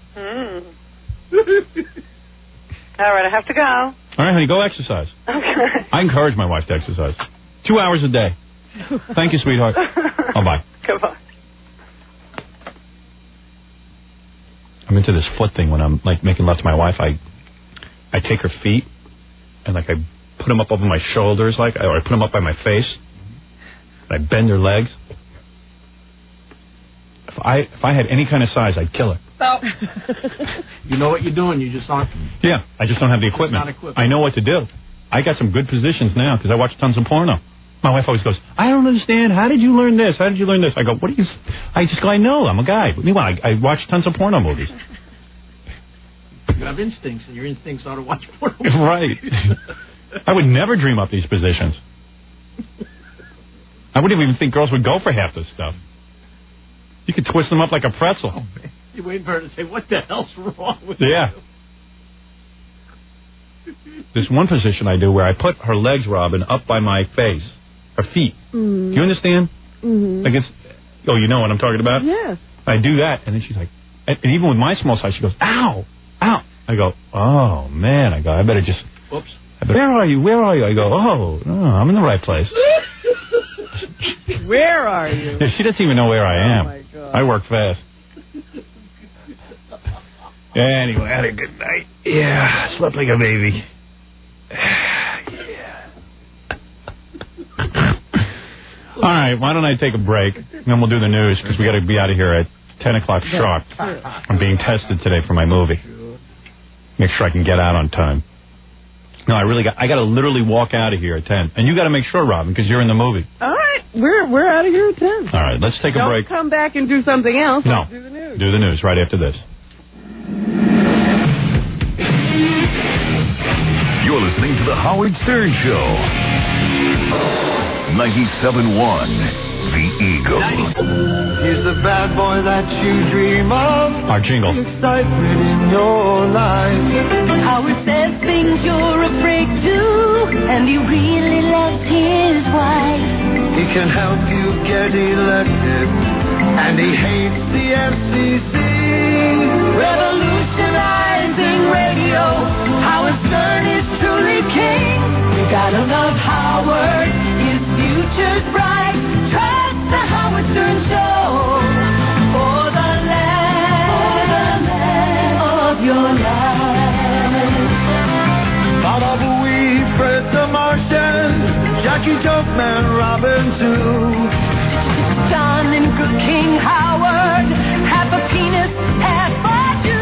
Trust the Howard Stern Show for the land of your life. The official Howard Stern Show jingle, Robin. Let's remind everyone that Jackie Penthouse, Joke Page Martling get the hysterical 2-hour video of his wild game Stump the Joke Man, $15 plus $4 shipping and handling. Jokeland special, buy 2 get 1 free.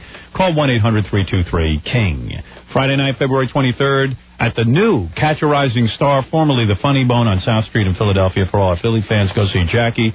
And for Jokeland's web address and Sergeant Pecker info, call 516-922-WINE. Robin, this is a very important time in the show where you actually tell us what's going on. This is where you select what we learn. You must be very excited. Big story in the sports world this weekend.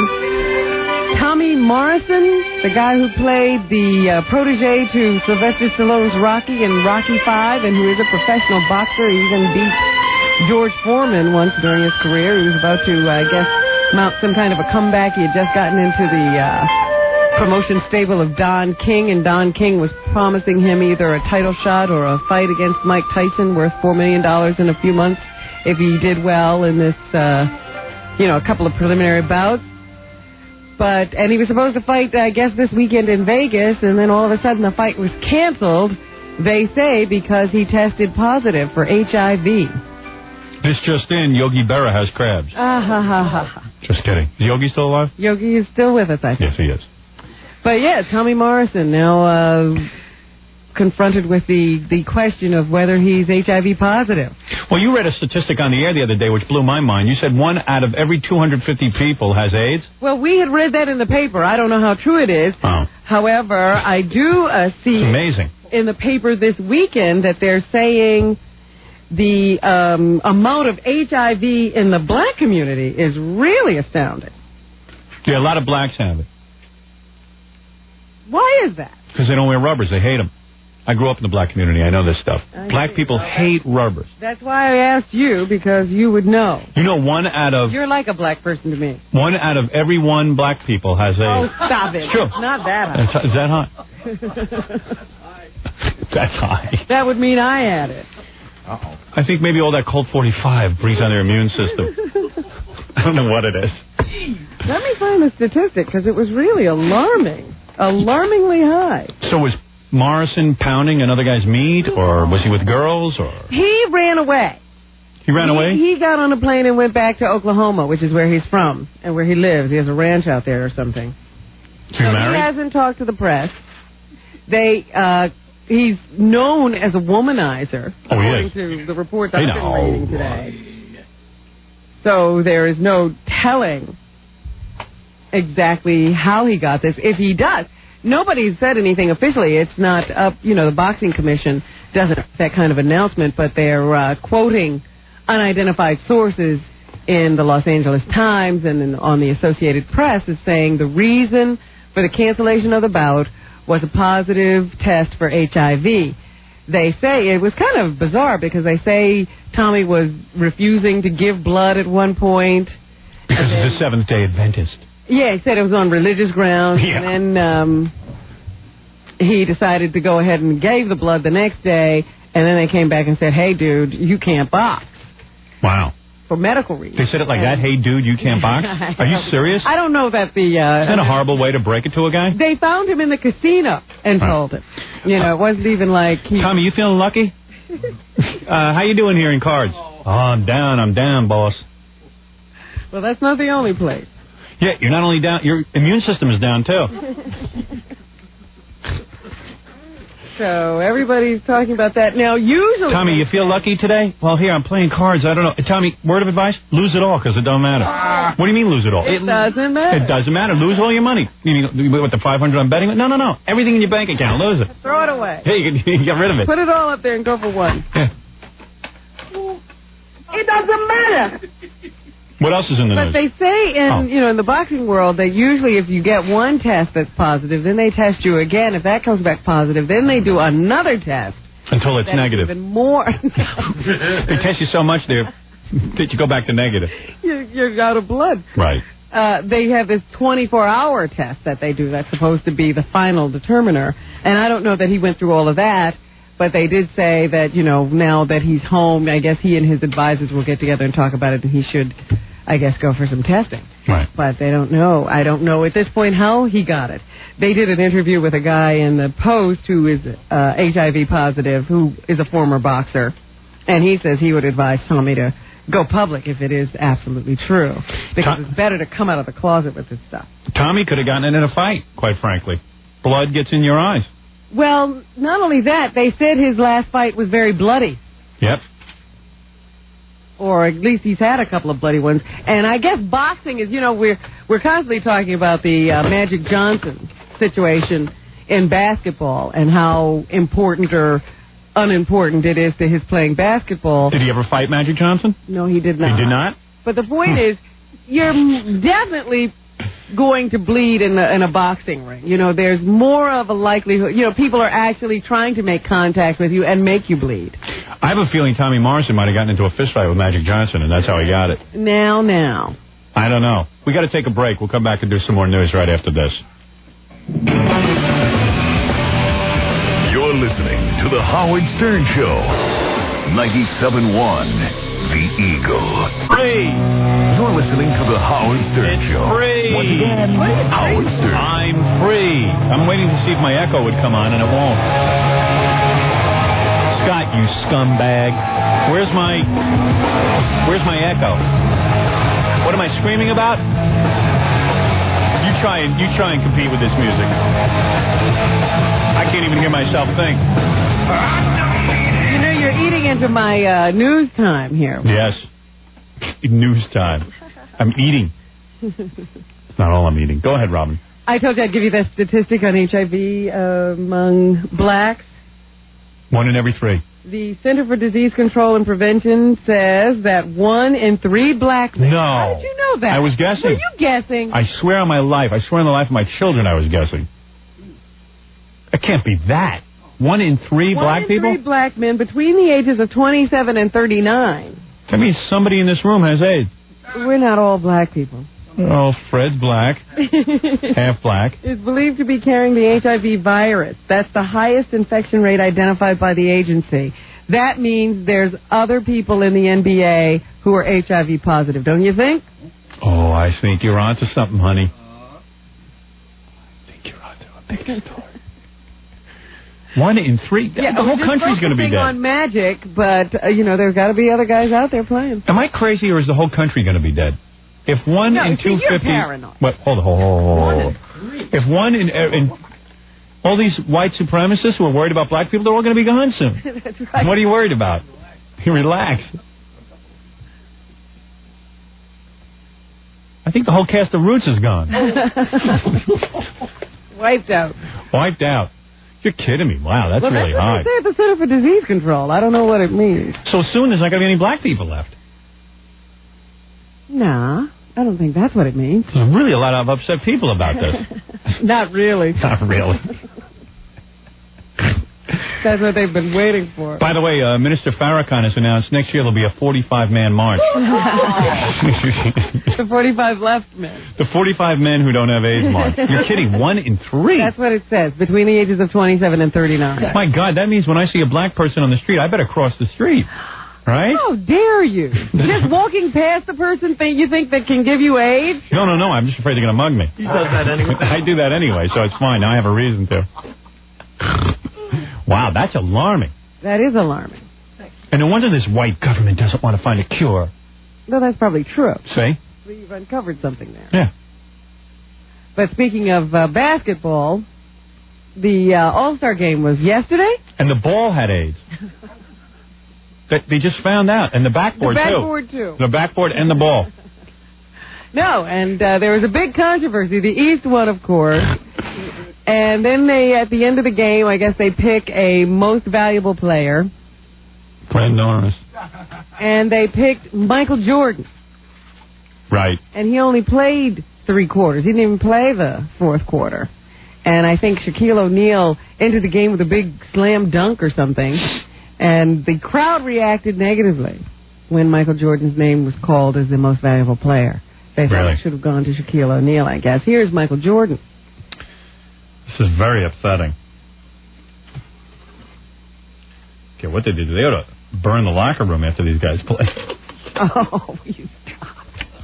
Yeah, it's kind of surprising. You know, I didn't play the whole 4th quarter, and I think it could have easily went to Shaq. I mean, he had an extremely good game, and you know, I was happy to be back. You know, I hadn't experienced this in a long time, and I had a great time this weekend. Real nice of them to boo Michael Jordan. Like, what did he do? They weren't booing him. They were booing the decision to make him most valuable player.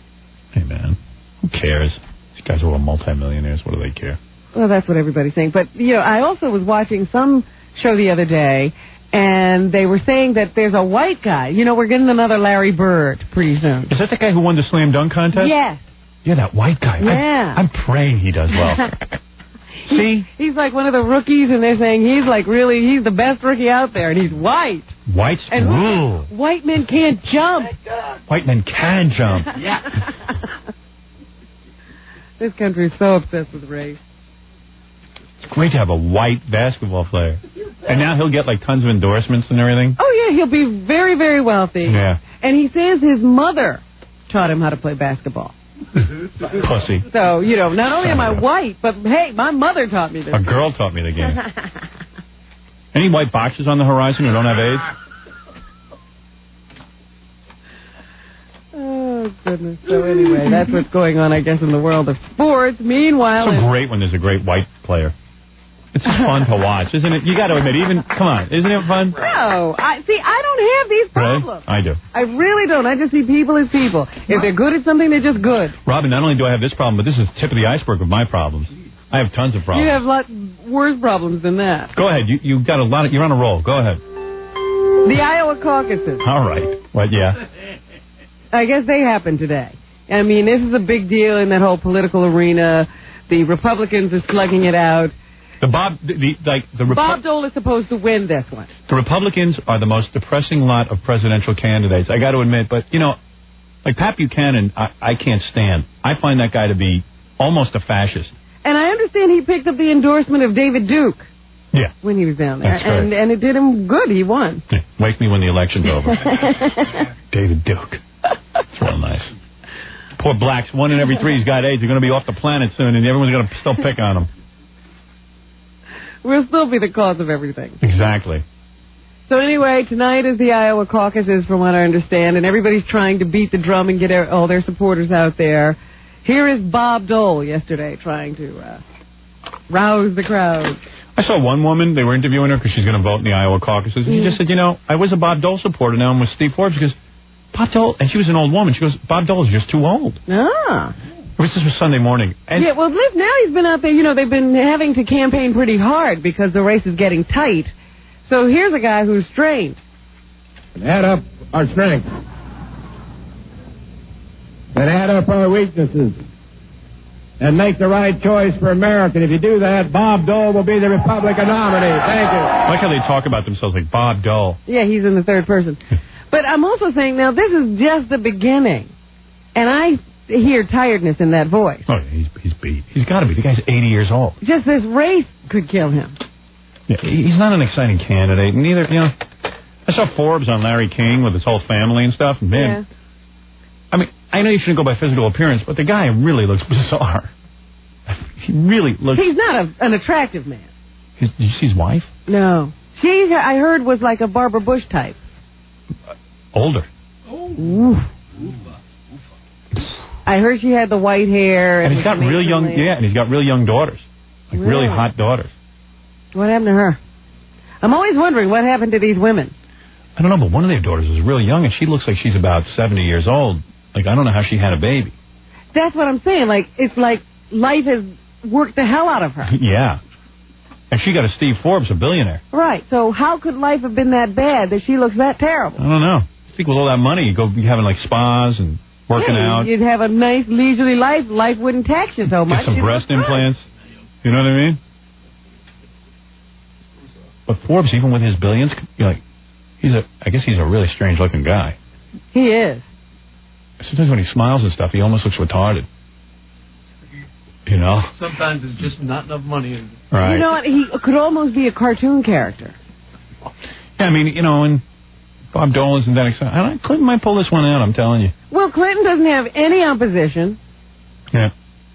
He's able to just go along, doing his thing, being presidential, while the Republicans are scrapping and fighting, and they've, you know, already gotten to the negative campaigning. Here's Bob Dole on Steve Forbes. He's no good. Well, for me. He keeps talking about Washington politicians as if nobody in the Republican Party can be trusted. I don't know what he would do to the party if he were nominated. Take it down the drain. Take it down the drain. So, since they're party delegates, I guess he's hammering home that this guy's anti-Republican. You know, you can't have the party supporting him. Here is Steve Forbes, meanwhile.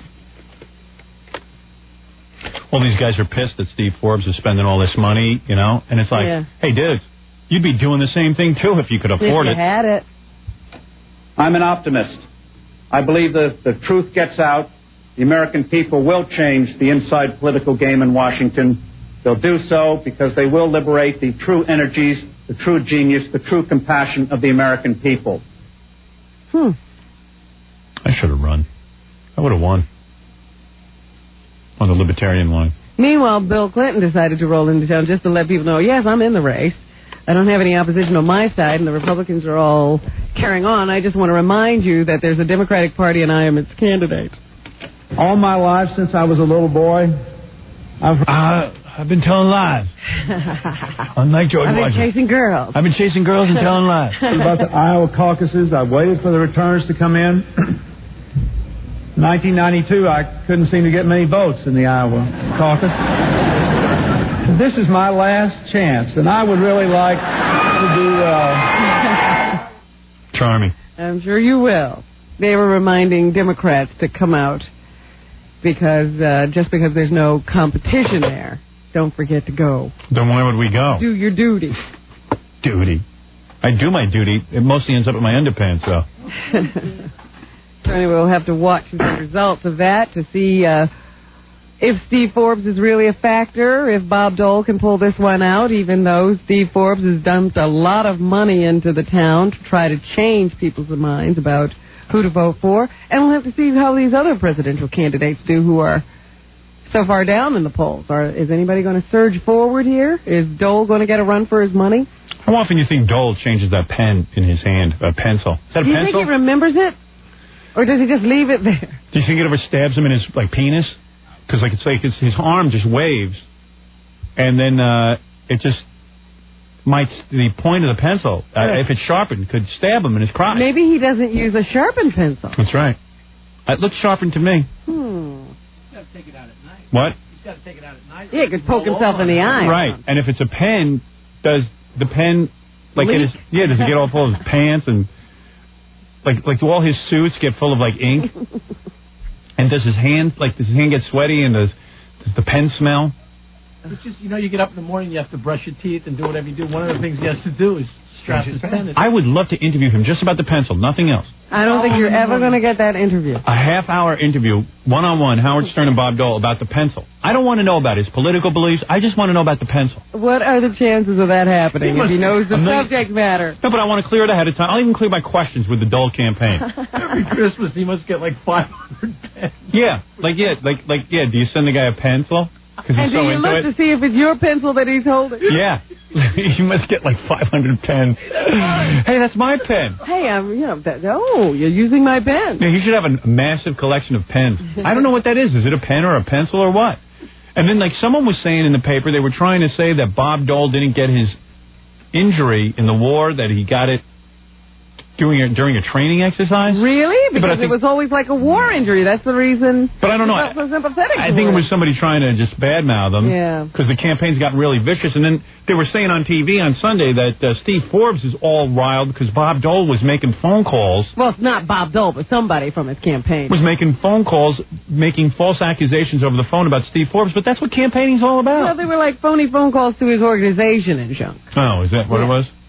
What do you mean?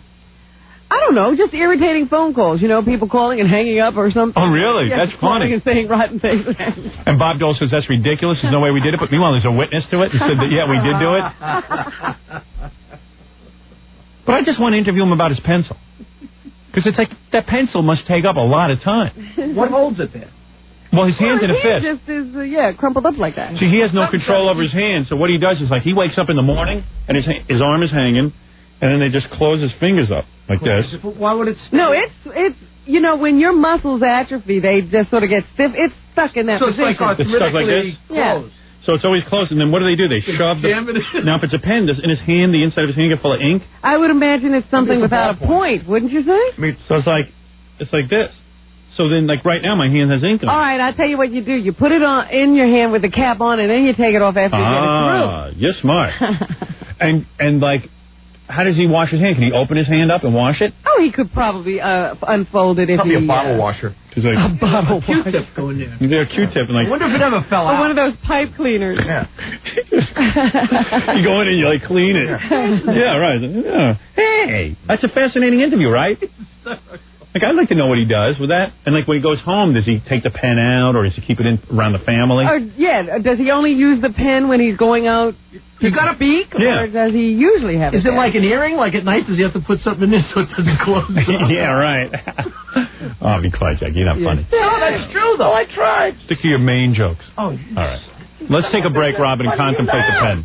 We got to get out of here. Well, we At 10, got you're not giving me any time to do a story. Come on. You got to stay on track. No, this is your fault. Listen. You're cutting into my news time. Yeah, but this is part of the news. People only like it because we make fun. I'm not going to get to the other stories they like to hear about. You'll get to them. I trust you will.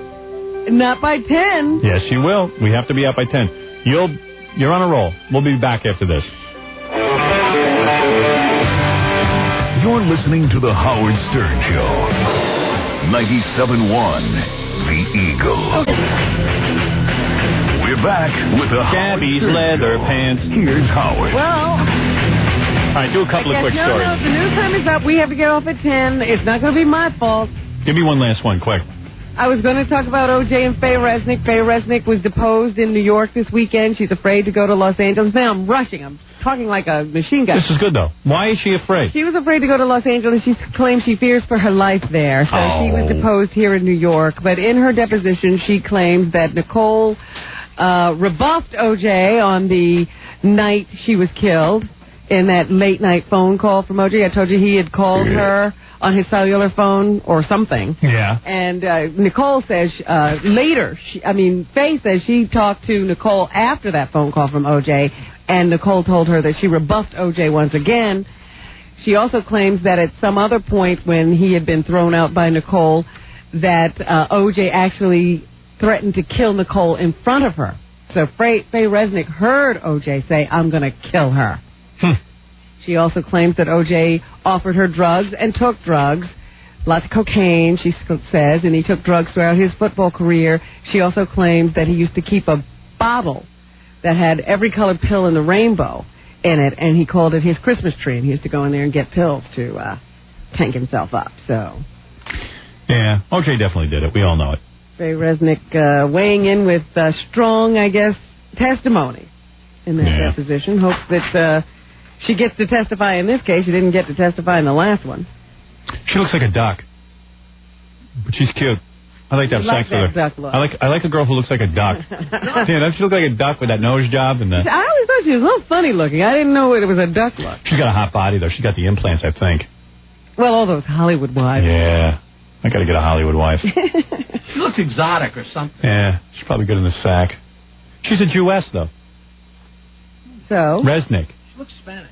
Well, that could be a married name. A lot of Jews look Spanish.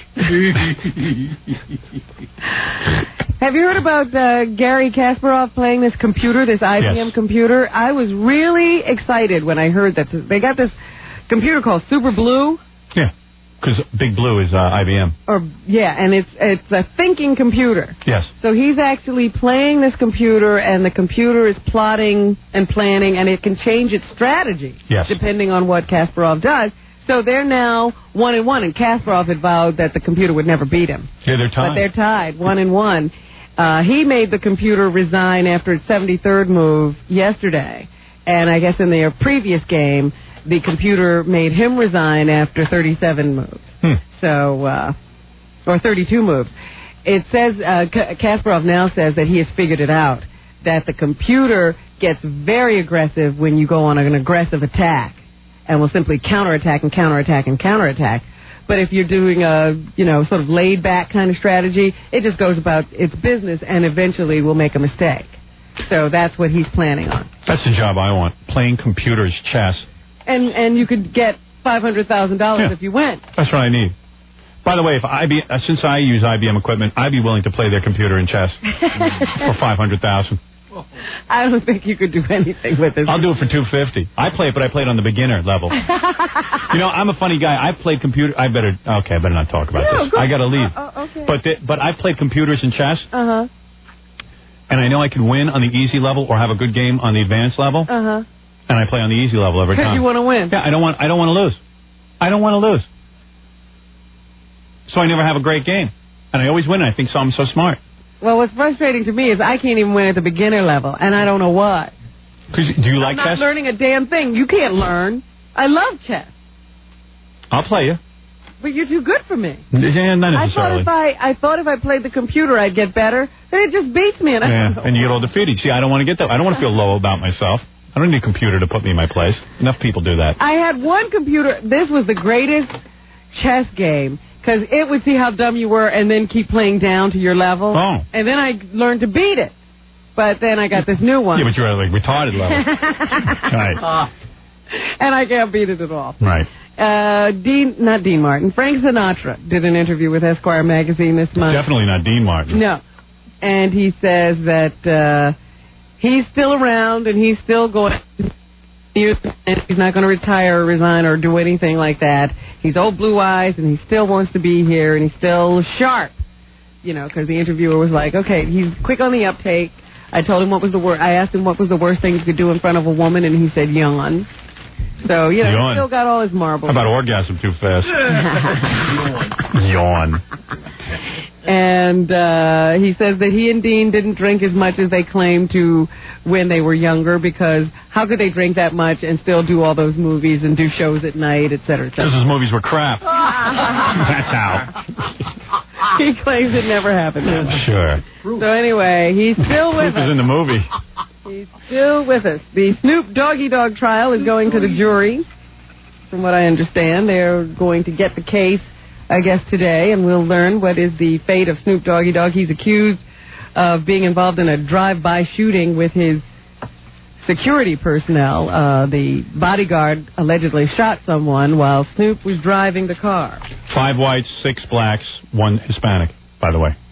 In case you're wondering. The jury? Yeah. Racial makeup, you need to know that. It's relevant to the story. How do I know that? MTV News. Thank you. Very good. That's where I get my news. Oh, and speaking of MTV News, I see in page 6 today they cited Tabitha Soren leaving the Bowery Bar with one guy and then showing up somewhere else a little later with another guy and lip-locking in public. Yeah. She's cute. Well, I always thought she was a rather icy person, but evidently not. Not if you put a tongue down her throat. Apparently not. Evidently those legs can't be made to open. Finally, today, they memorialized David Schultz, the wrestler. I'm Schultz. No. He was the wrestler killed by John DuPont. Oh, that's Schultz. Yeah. Oh, man, that guy got a shafting. So his friends got together the other day to say their final goodbyes, and here's Gene Davis, one of his friends.